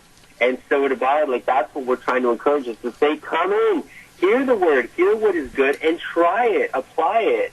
It will make more sense, and we'll live in a better society. That is exactly what we want. And, I honestly think, to your point, sometimes the madness gets so far out that people do look at it and say, wow, this is a disaster. We tried to push this so far, and it's just not working. But unfortunately, it seems to be a rarity. Yeah. I'm praying and I'm holding out hope, Seb. Let's just put it that way. But the reality on the ground is still pretty distant from where we want to be. So, I would say come on in, use Abide. We're available on the App Store and Google Play. It's a great place. Every morning, every evening, you can get that encouragement. You can get that space to reflect on what is true and to live a life that is of good purpose and good value. And hopefully we'll get some of those leaders. I would just love that if we got some of the leaders that are in your mind in there thinking and praying on God's word. Boy, we would see some transformation. Wouldn't that be fun? Amen. Amen. Neil Alston, CEO and co-founder of Abide. I'm going to keep this paper, and hopefully you'll come back on the program in the not-too-distant future. We'll talk about it again, and I mean this when I say this, my friend. God bless. Stay safe. Stay healthy. Thank you so much. Thank you, Susan. Take care. All right, sir. I'm going to check more check more into this after the program this morning. And I just really appreciate him having the backbone and the spine to start the Christian meditation through Abide. Thank you very much. Right now, it's time for the weather, and the weather brought to us, oh my goodness sakes, by some really, really good friends of ours, Phillips, Oaks, Goodwin, Crane, and Company. And they've been providing accounting services to the Mini-Cash area for well over 50 years. Now, you think maybe your accountant doesn't get to work till 9 o'clock in the morning? You think maybe your accountant leaves at about 3 in the afternoon? Think again. This morning, as a matter of fact, true, Leiden called me at exactly 25 minutes to 6. 25 minutes to 6. They are working. They are absolutely persevering during this hard time. They've got their shirt sleeve rolled up, and they are serving you with the best of accounting services to the Mini-Cash area, as they have for well over 50 years. Phillips, Oaks, Goodwin, Crane, and Company. Tax return preparation, tax planning, business consulting, retirement planning, all of this and more, with offices in Burley and Rupert. Right now, here's Gina with the weather. Few possible snow showers for this morning and some sprinkles by the afternoon. Here's a look at your weather forecast for today. Mostly cloudy skies. A slight chance of snow showers this morning. Few sprinkles this afternoon. We are expecting a high of 43. Winds out of the west at about 10 miles an hour. Tonight, mostly clear skies, expecting a low of 26. Tomorrow, we will see sunshine, and it's going to be warming up to about a high of 44. A little bit of a breeze as well, gusts as high as 23 miles an hour. For Friday, mostly sunny skies, expecting a high of 48. Not much of a breeze to speak of. Then by Saturday, more clouds are going to be in the forecast, high of 51. Sunday, partly sunny, 54. That's a look at your weather. For Zeb at the Ring. Gina, thank you very much. That old frog back in my throat again this morning. I apologize for that. Phillips, Oaks, Goodwin, Crane, and Company. You better believe it, offices in Burley and Rupert. They work hard, and they work for you. The professionals. Phillips, Oaks, Goodwin, Crane, and Company. I want to make this statement to you and anyone out in the audience, and I mean this. We are at a critical time right now, and I know there are people out there in the audience that perhaps need help, maybe help getting their food, maybe help getting their medications, anything. Well, here's what I'd like to offer through this show, Zeb at the Ranch. If you will call into the program, and I haven't even had a chance to mention this to Wheels, but as good as that man is, and his heart is as big as Texas, Wheels will be more than happy to do this for us. If you'll call into the studio and you need help, but you don't want to go on the air because you don't want perhaps somebody to recognize your voice, and you need help with something like I mentioned, food, medical, meds, whatever, leave your number. Leave your number there with Wheels, and I personally will have Wheels get a hold of me, give me the number, and I'll go find somebody that can help you and get you the assistance that you need. I promise. I promise. We're supposed to be serving other people in this time of need. And I tell you what, we need to pull together. And I know some of you, with your pride, are a little hesitant to ask for help. Well, don't be. If you need help, and I mean this, call Wheels, give him your number. Excuse me, I will call you personally, and whatever you need, I will go through all kinds of obstacles to get the people that can maybe serve you or get you what you need. So in this time of need, let's pull together, and we'll all make that wagon go a lot smoother on a rocky trail. So just let us know if you need any assistance. 436-2244, 1-866-927-4587. Give me a call. Get on the radio. Let us know what your thoughts are. By the way, when you think about life insurance and health insurance, and I know a lot of you kind of poo-poo it and say, well, we'll take care of it next week. Well, we'll take care of it the week after next. No, don't do that. Don't put it off. You call Cameron and Siemens Insurance, Highway 24 in Rupert. Dedicated and responsive to helping you. Very devoted to serving other people. All you need to do is call the number 436-4424. That number again, 436-4424. Cameron and Siemens Insurance, Highway 24 in Rupert. Really nice people. All right, your turn. Don't weaken on me. Give me a call, 436-2244. I heard a story yesterday that I hope and pray is not a sign of the times, and it's not going to turn into a repeat story elsewhere across the United States. I wished I had more of the particulars on this. We'll get to it in just a second. Caller, go ahead, please. You're on the air. Yes, sir. It is a shame what mainstream media has done to that Mike Lindell. Pathetic. It is pathetic. It should show every American where they stand. It should show every American that they do not believe in God.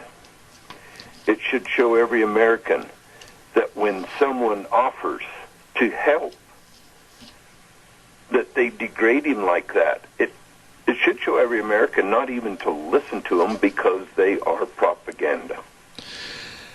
Yeah, and when I went through some of these Twitters, tweets, and emails that were sent denigrating Michael Lindell, I just couldn't believe this. And the low-class human beings that were after him, including Mika Brzezinski from the Morning Joe program on MSNBC, all the way to many, many journalists. I mean, here, I'll read one to you. This ought to offend you. The Pillow guy was at the coronavirus briefing today. Boy, oh boy, do we need Saturday Night Live for this program. If this had been an SNL skit, we would have thought it was fake, right? You can't make this blank up. Who is going to play the My Pillow guy? And they go on in these emails and absolutely denigrate Christianity and prayer and the Bible. I'm fed up with this, and I'm going to go on the attack. Well, years ago, didn't the Democrat Party boo God at their National Committee convention? Yes, sir. And when somebody turns their back on God, what does God say he's going to do? He's going to forsake them. Yep. So the Democrat Party is not the party of America. They used to be the working man's party when John F. Kennedy was there, you know. The Democrat Party was for the working man. Now the Democrat Party is for the communism. I would make... The only thing that they say to make everything equal. Well, what does communism say they're going to do? Make everything equal. Yeah.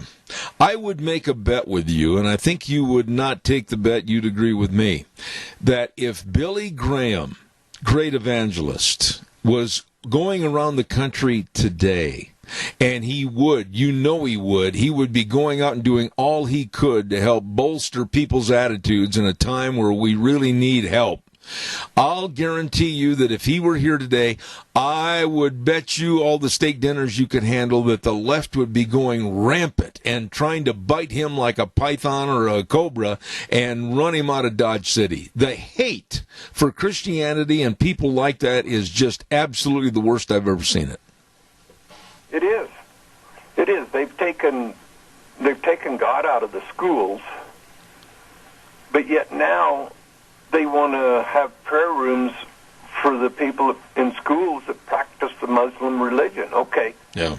If they want to, take religion out of schools, then all religions, I don't care who you are, but they cow down to them. Yeah. And I may be wrong, and I might upset some people, but my feeling and my knowledge is telling me that the Muslim religion is of the devil. Well, if you're looking for an argument, I guess you've called into the wrong place. I can't see anything of that Muslim religion that is of God. Everything is hate, hate, hate, and destroy. Well, wait a minute, though. Let's be very definitive here, and I'm out of time. When you said, as of God, well, first of all, remember, their being that they worship far, far different from our God. Exactly. Yeah. I've got to run. God didn't, their being that they call God didn't die on a cross and didn't rise 3 days later to save.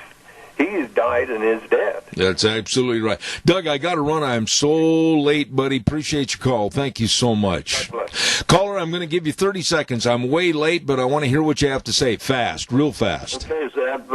What we need, what you should bring into your program, people who have come from Cuba, communist China, and a lot of these other communist countries, and have these people on and tell these nutcases that we've got out there what life is like living in a communist country. Absolutely. Tony, appreciate your call. I hate to be rude to you, old buddy, but as you can see by your wristwatch, I got to run to the news from CBS. God bless. We'll talk to you later. Thank you much. No problem. I'll be calling again. All right, buddy. Wheels, take it away.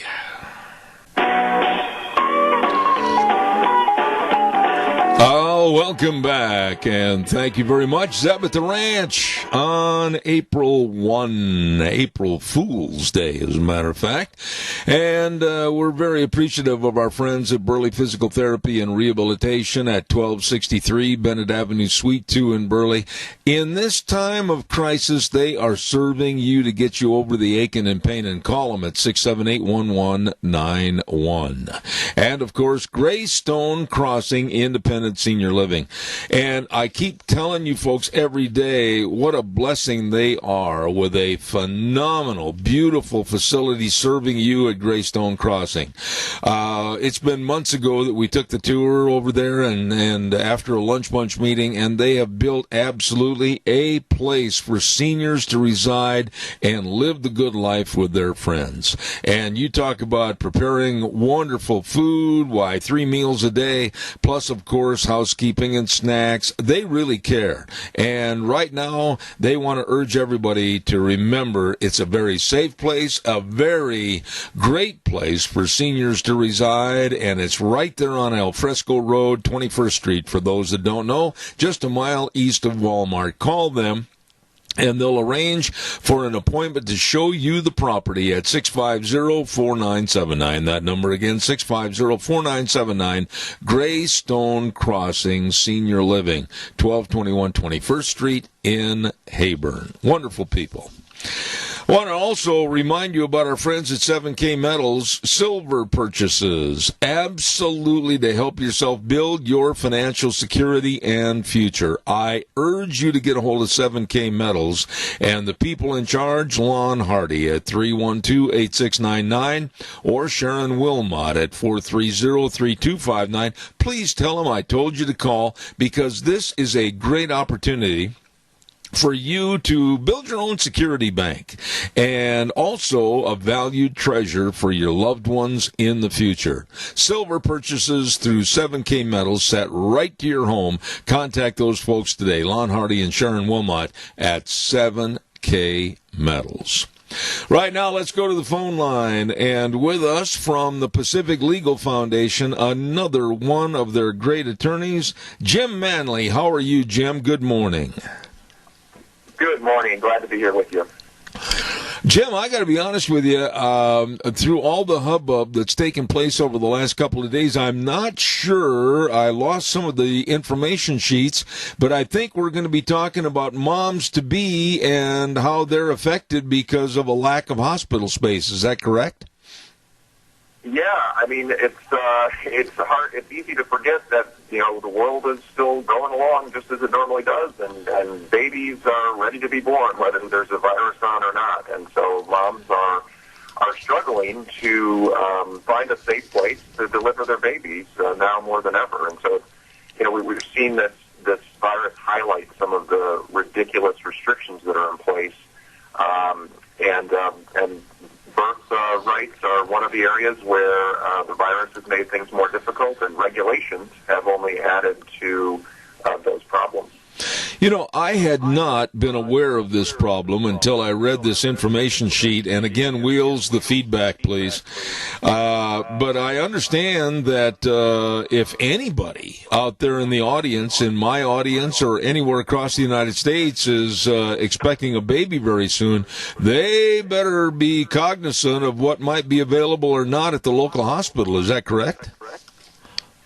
Well, yeah. So part of the problem is that moms-to-be are afraid to go to the hospital to give birth, and they probably should be, even if they can get a bed. It's, you know, that going to the hospital right now is not the safest place to be because of the risk of infection. You know, that's why the frontline workers who are treating this virus are held up as heroes, and they are, because they're putting themselves in harm's way to do their job and to take care of the sick. And so when when you've got a mom who's going into labor, the last place that she wants to go is into the front lines of this of fighting this virus. And so, but what a lot of moms have been doing is looking to midwives to help them have their babies at home, which is something that a minority of mothers do these days. But 100 years ago, that's the only way that babies were delivered. And it's a practice that has become more and more popular as access to midwifery care has increased in some areas, and moms have been able to use that option. And frankly, you know, for some moms who have low-risk births, having the baby at home is really the best solution for them and their partner, because, you know, it allows the dad to be more involved. That's what he wants to do. It allows the mom to bond with the baby right away, and it allows the mom to avoid that hospital environment, which is always kind of a difficult environment, but nowadays it's even more a dangerous environment to go into. Well, but what we're seeing is that restrictions on midwifery care are making that choice more difficult for moms in certain states. So, for example, in Kentucky, there is no freestanding birth center in Kentucky because of what are called certificate of need laws. And these are competitors' veto laws where hospitals can say, no, we don't want competition from a birth center, and so we are going to object to any birth center that tries to open up. And the state says, we're glad to help you prevent competition. We're going to deny any birth center the right to open. And so you end up with a situation in Kentucky where really the only option that moms have is give birth at home if they can find a midwife, which is becoming more difficult to do given the demand, or go to the hospital, which has all the problems that we've discussed.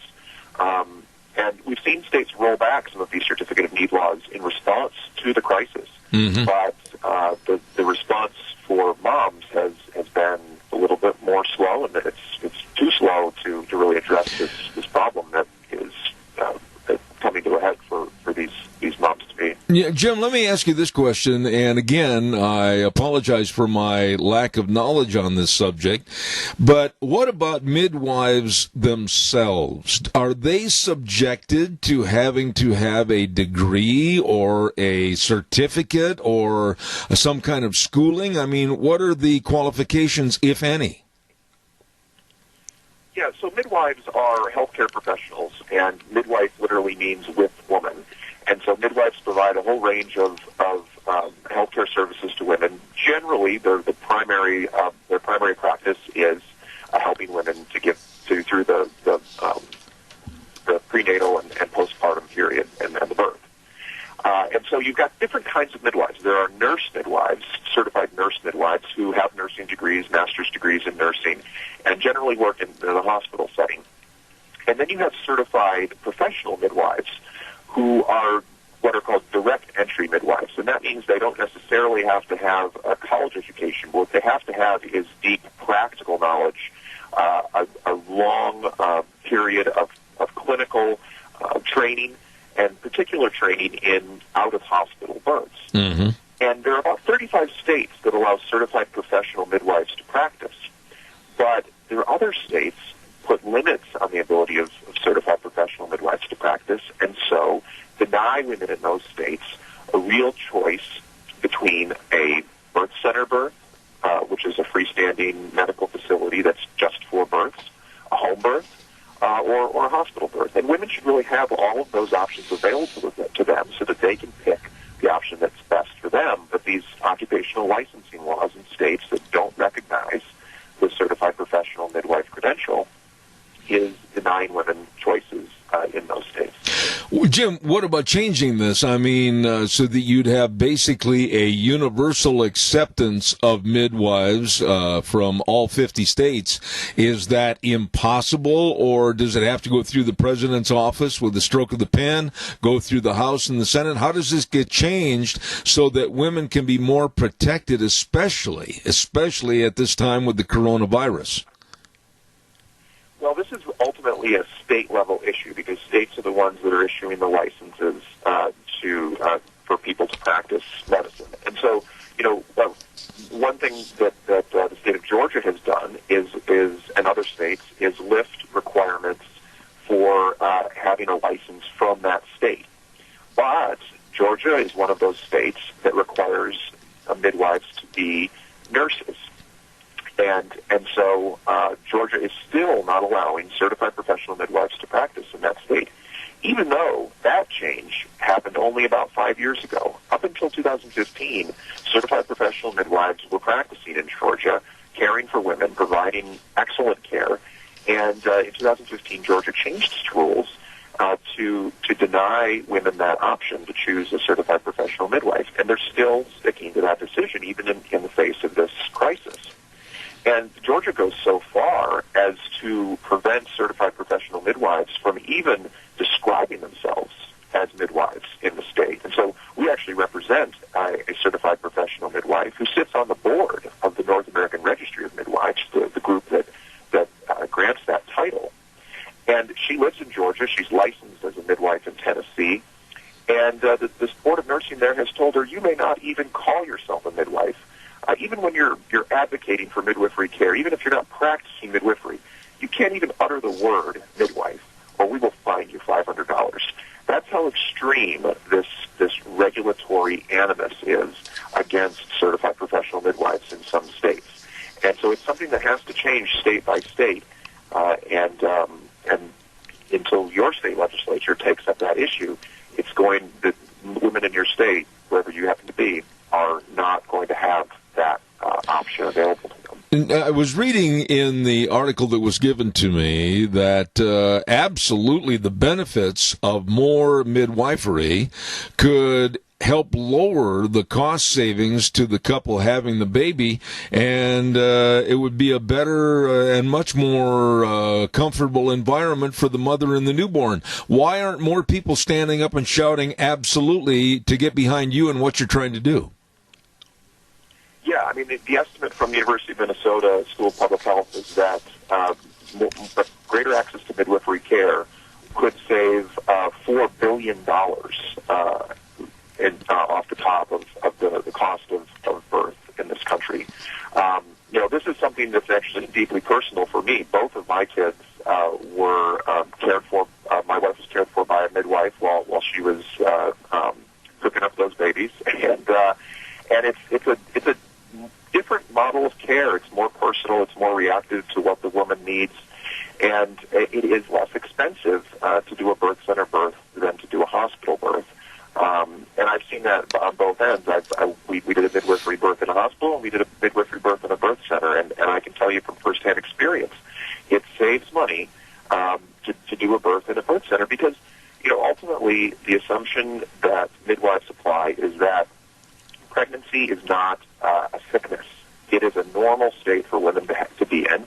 And if you don't treat it like a sickness, if you treat it as a supportive, collaborative care environment, you can focus on where you're spending money and focus on spending money on things that matter. And if you've got a birth center that's set up, that's dedicated for births, that is going to be more efficient, more effective, more cost-effective than using a hospital setting where those beds could be used for people who really are sick and who need the care of doctors and nurses. But someone who's just giving birth, going through that normal natural process, they can do that in a birth center, and they can do it for thousands less than a hospital has to charge. Jim, I can't even imagine, and kind of give us your elaboration on this, but I can't imagine the horror and concern right now of moms-to-be, especially back in Queens, New York, around Elmhurst Hospital, where now 24/7 all their efforts are devoted to only the coronavirus. What about moms in those areas that absolutely are going to be given birth? Where do they go? What do they do? I mean, their world must be upside down right now. Yeah, I mean, anyone who has kids knows the urgency when that call comes in and your partner is in labor. And to add to that, this concern about is there a bed available for me? Is the bed that the hospital has going to be safe for me and my baby? Mm-hmm. There have been reports that mothers have been separated from their babies for 14 days because of concerns about the coronavirus. That's critical time. That's critical bonding time where the child needs to be with the child's parents. And so that is why you're seeing just a ton of women flocking to midwifery care. Even women who are weeks away from giving birth, they're turning to midwives to give birth at home if that's a viable option for them, because it is just terrifying to think that you would have to go into the hospital with a newborn baby, when just down the hall you've got people who are infected with this terrible virus. Let me ask you this, on behalf of you and the organization you're with, the Pacific Legal Foundation, what are you doing? What are you trying to change? What's your ultimate goal? I mean, what are you doing to try to rectify this problem? Yeah, so we are fighting certificate of need laws in Kentucky, actually, right now. And those are the laws that we talked about at the beginning of the conversation that are preventing birth centers from opening. So we're fighting those laws. And absolutely states should roll back those certificate of need laws right now to allow more nimble response to this crisis, including allowing birth centers to open if that's feasible. The other aspect of our litigation is fighting against these onerous restrictions on midwives, particularly their ability to simply just describe themselves as midwives and advocate for changes in the law that would allow for greater access to midwifery care. And we fight occupational licensing on a daily basis when the state imposes restrictions that don't make any sense. So in the face of this crisis, though, the states have a tremendous amount of power to take a close look at these regulations, these occupational licensing regulations that keep certified professional midwives from practicing, these regulations that prevent birth centers from opening, and ask, are these really serving the people that we purport to be protecting? Are these regulations really helping moms to make the best choice for them? And I think that if states take a close look at these laws, they will decide that, we should be giving moms greater access to birth center care. Absolutely. We should be giving moms greater access to midwifery care now because of this crisis and in the future. Absolutely. Jim, you really laid out this story in a very, very articulate manner. I really understand it a lot more, and I urge you to keep on with the good fight. And if people want to follow this story and more about Pacific Legal Foundation, where do they go? PacificLegal.org. All right. Jim Manley, our very best to you. Thank you for coming on the program, and we'll look forward to having you back in the future. Thank you very much. Thank you. My pleasure. All right, sir. I was not aware of how big this problem is, but right now, with many, many hospitals across the United States, absolutely they're just blown over with the need that has to be given to various and sundry patients with the coronavirus and everything else. And then here's a poor mom about ready to give birth to her baby, and where does she go? What does she do? And you certainly don't want to expose her or the baby to the viruses and all that's around her in that hospital. My goodness, another problem that has to be addressed. Calls are welcome. I've got time for a couple of calls. Give me a jingle, 436 2244 1-866-927-4587. While I am waiting for your call, I will say that I really, really learned a lot last week on Thursday.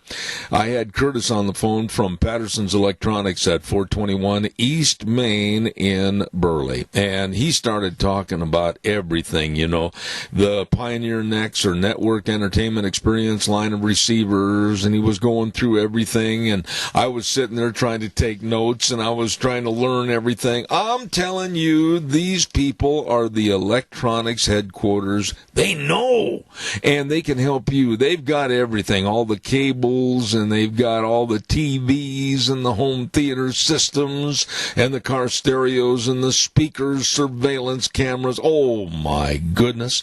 They're open Monday through Saturday, 9 to 6, and I urge you to stop in and see some really nice people. Curtis and Lorena at Patterson's Electronics, 421 East Main in Burley. Number to call, 678-6997.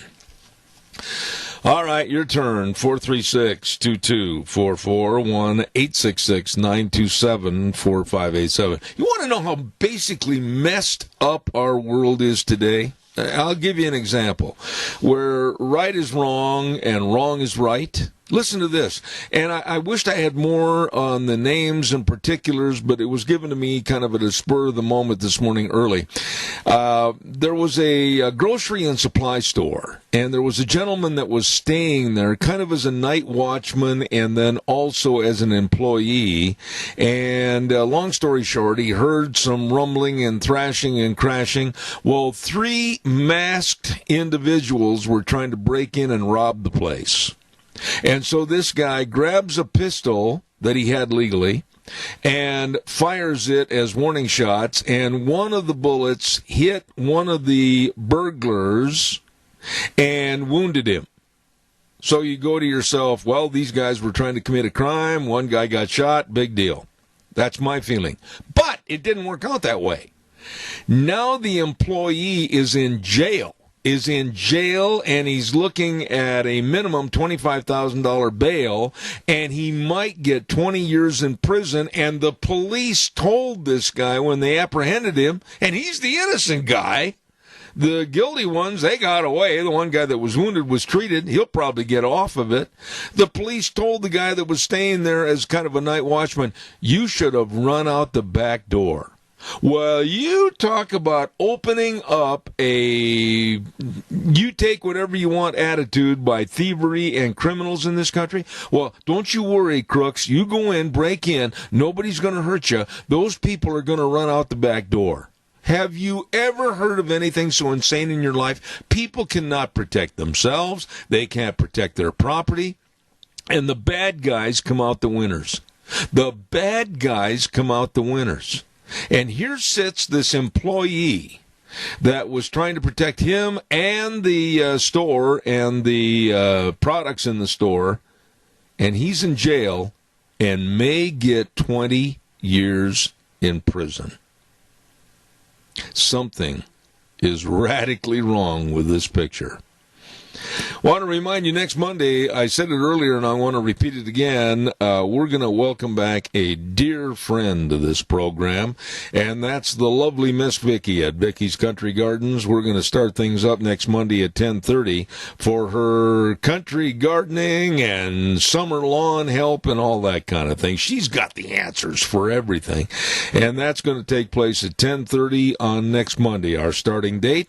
Don't forget Vicky's Country Garden at 185 South 600 West of Paul. Number to call, 438-5663, Vicky's Country Garden. We're going to get through this, folks. We're going to get through this mess. I tell you what, we're going to be a lot tougher, and I think that we're going to learn a lot. I know I am.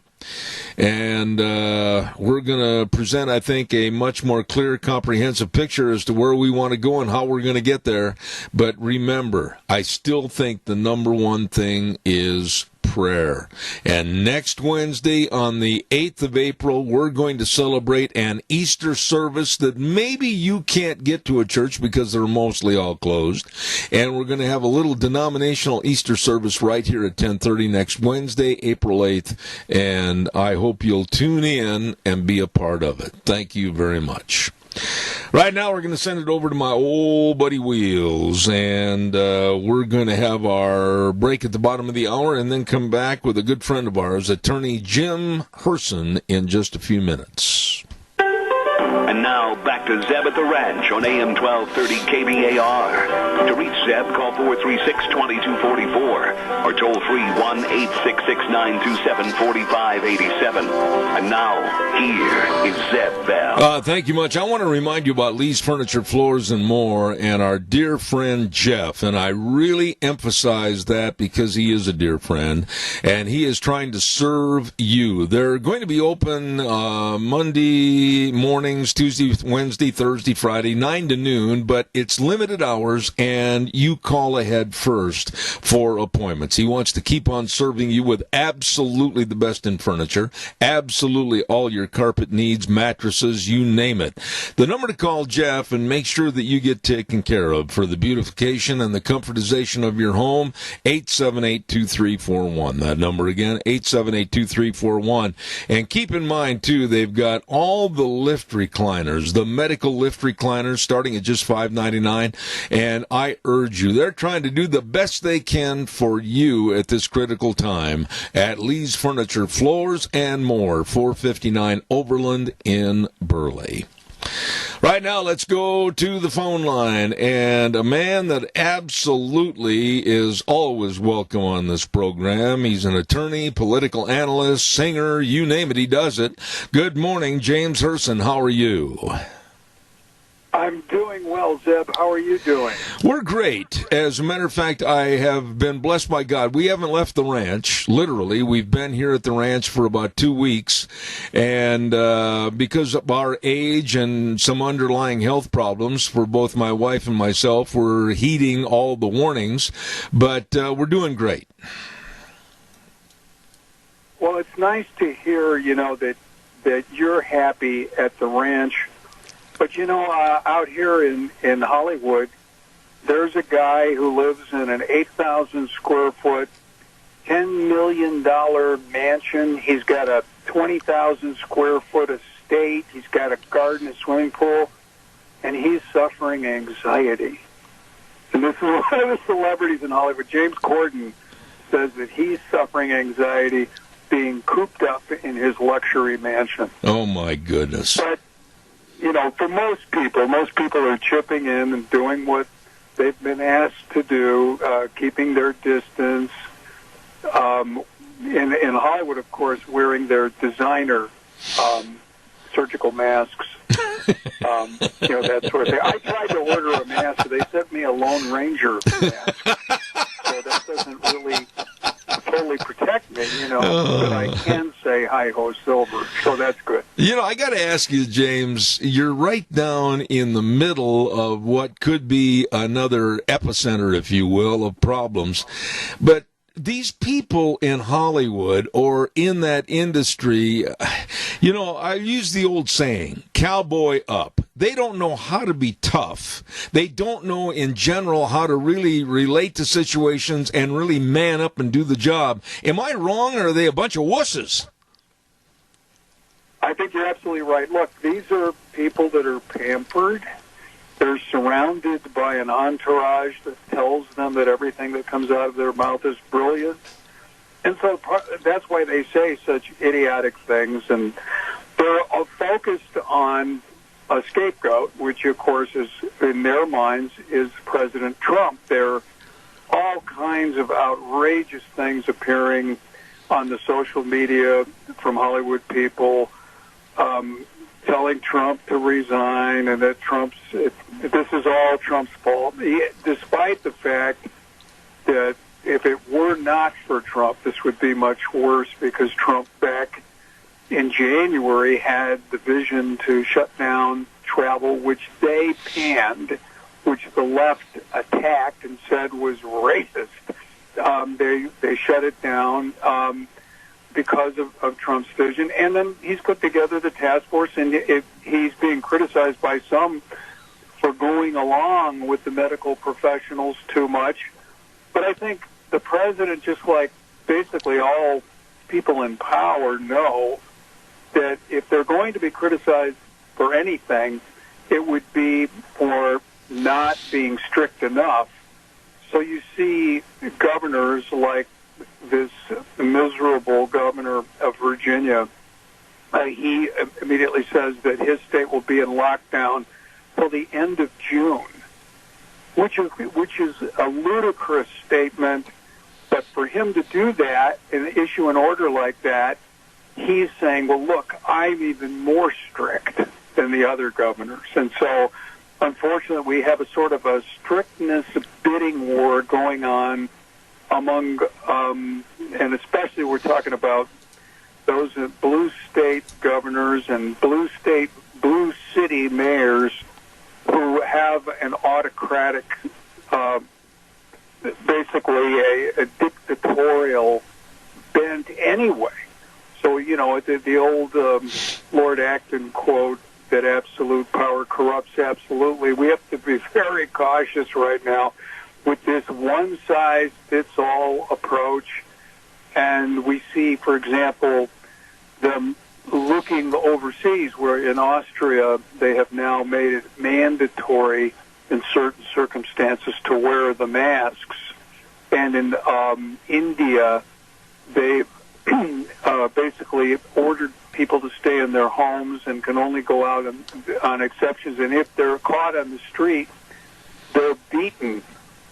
They're beaten, literally. And so, I think there are people, rightly so, some of these officials get upset when they see people ignoring the orders and gathering together in groups, and that I see that making sense. But the idea that a 20-year-old who has a job in a rural area should be treated with the same order as someone who is over 80 in an urban area, that doesn't make sense to me. So it seems that there are, that we are able to assess risks, and that's where I think we're going to be able to, at least in some states, start bringing the economy back in the near future. James, let me ask you this, and I've always valued you coming on this program, but you talked about the governor back in Virginia, and there are many other governors that have stepped up and I think totally taken the top rail over their power. In other words, they've exceeded what power they really have. And we are seeing and hearing a lot of people complain about their rights are being taken away, how our constitutional values are being erased, but it's only our fault. Why aren't we standing up as a people and saying, no, you won't impose this. No, you won't stop us from going here because you do not have that power. It's our fault because we're letting them have the power. Well, yeah, that's true, and especially, but I think people are starting to see sort of the limits. When you see a situation where a pastor who is taking the precautions and has a church service is arrested and hardened criminals are being released. Yep. We see some juxtapositions that are things that we can't stomach. As I mentioned, people, there's all this movement to release even dangerous criminals from jail. In some places, they're taking away individuals' right to purchase a firearm to defend their family. So, already the courts are being asked to weigh in on this, and I think people have reached a certain limit, and it depends, of course, how long it stays. But what's even more unsustainable, to borrow a term from the left, is the idea of keeping the economy shut down for a long period of time without real serious damage that doesn't just turn around quickly. Yeah. I think the president knows this, but I'm not sure the local officials and governors care because they see a political advantage to harming the economy. I think you're totally right, spot on, and that leads me back a little bit in what you said earlier. I want you to elaborate on a little bit.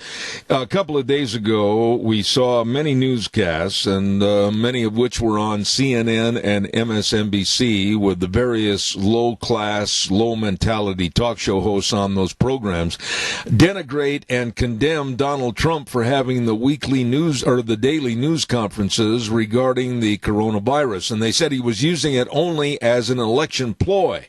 The man is damned if he does and damned if he doesn't. I think he's taken the high road. He's putting out the information with all the doctors and the medical people and the scientists right up there at the podium, but yet the left is out criticizing him, saying in this election year he's using that. How does he ever get a fair shake?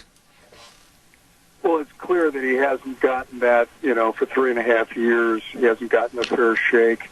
And what President Trump has done with the briefings is unprecedented transparency, the conveyance of all kinds of useful information, and the president's showing compassion, and he's trying to instill hope at a time, as he describes it, we're at war with an invisible enemy.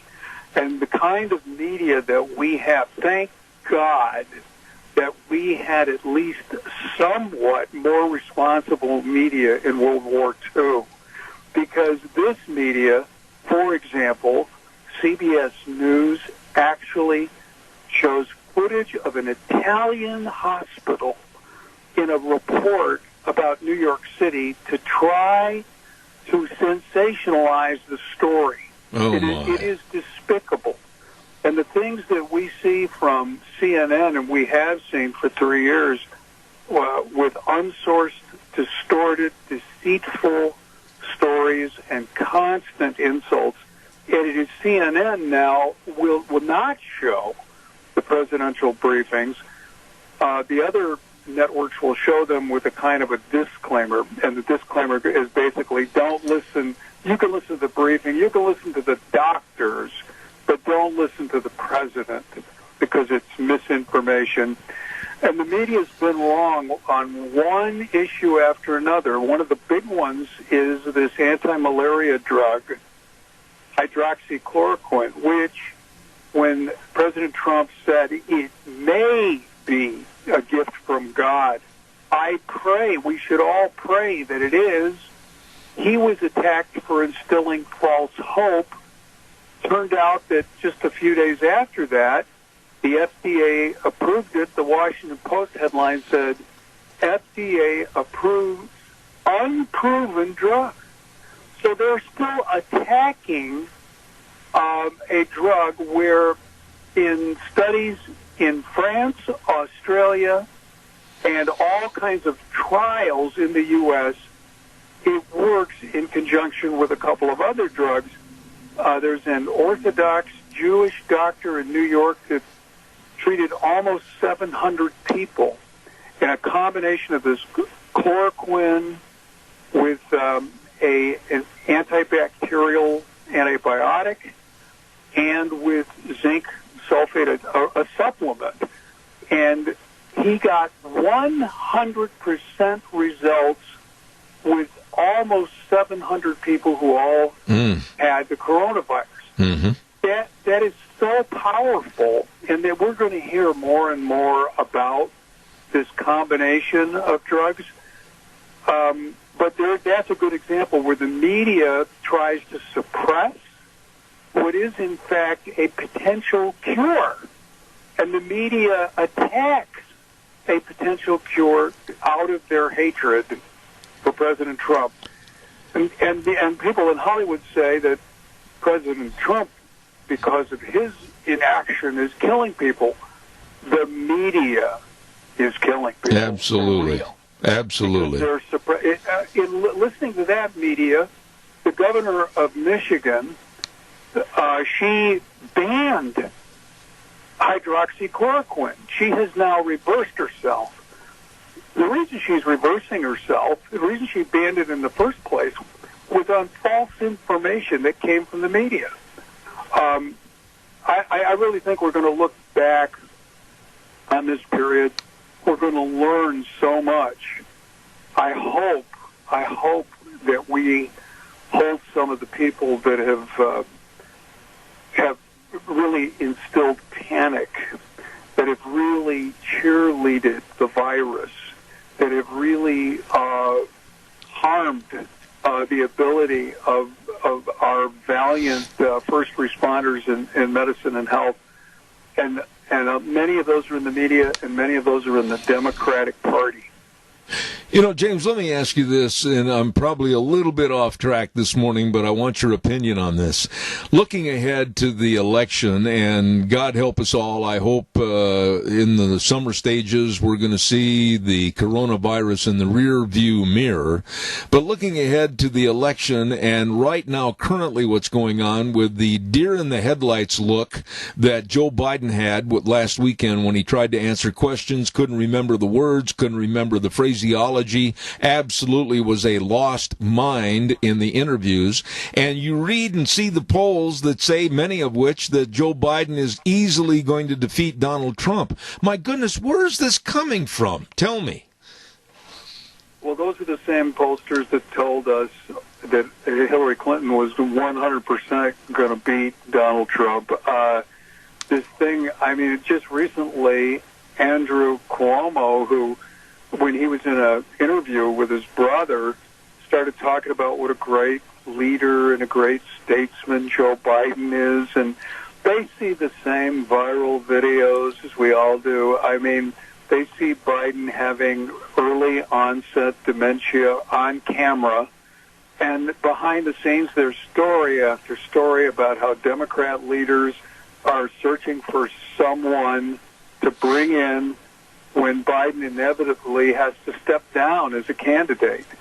I think there are many in the Democrat Party who see, a possibility of bringing in another individual to nominate in a brokered convention, which seems to be a big possibility with primaries canceling and on. But to me, I mean, the Democratic Party is a disaster right now. Biden, as you mentioned, Biden is self-destructing. These polls are fake. And not only that, there are other polls that are from liberal outfits that say that anywhere from 15 to 20% of the Sanders supporters are going to vote for Trump because they're so mad at the Democratic Party. I think that, I don't know if those polls are accurate, but I think the sentiment in the Sanders supporters is that, he was basically locked out with Hillary last time. It was a fixed game, and they believe this is happening now. Mm-hmm. So, yeah, I think, and it's ironic because some of the Democrats are chuckling and think, well, we've destroyed all of Trump's economic gains, which is true with the virus and the coverage. But the election's going to ask this question. Let's say the economy is really in the doldrums in November. It needs to be built up. President Trump has shown an ability to build up the economy. Whoever the Democrat nominee is, I just don't think they're going to measure up to that track record, ability, his understanding as a businessman. I'm talking about President Trump. And I think that pitch is an equally strong pitch from the Trump campaign, and I still think he's the overwhelming favorite to get reelected. James, I'm going to take a quick call, and then I've got about 3.5 minutes left. I want you to respond to one other question. Caller, I'm going to ask you to really be quick. Thank you very much. Okay. As an attorney, they have a code or whatever it is that says if you tell the truth, you won't have to remember what you said, or was it the truth will set you free? Now, what in the world is this media thinking of? Like, for instance, Idaho, they announced how many deaths due to this corona disease, but how many deaths did we have with just a regular flu in the same time period? Very good question. I'd like to know. Very good question. If you would, James, respond to the caller. You're citing, the truth shall set you free, to the words of our Lord and Savior Jesus Christ. And so the media, who doesn't believe in that Lord and Savior, has abandoned truth. They don't mind telling lies.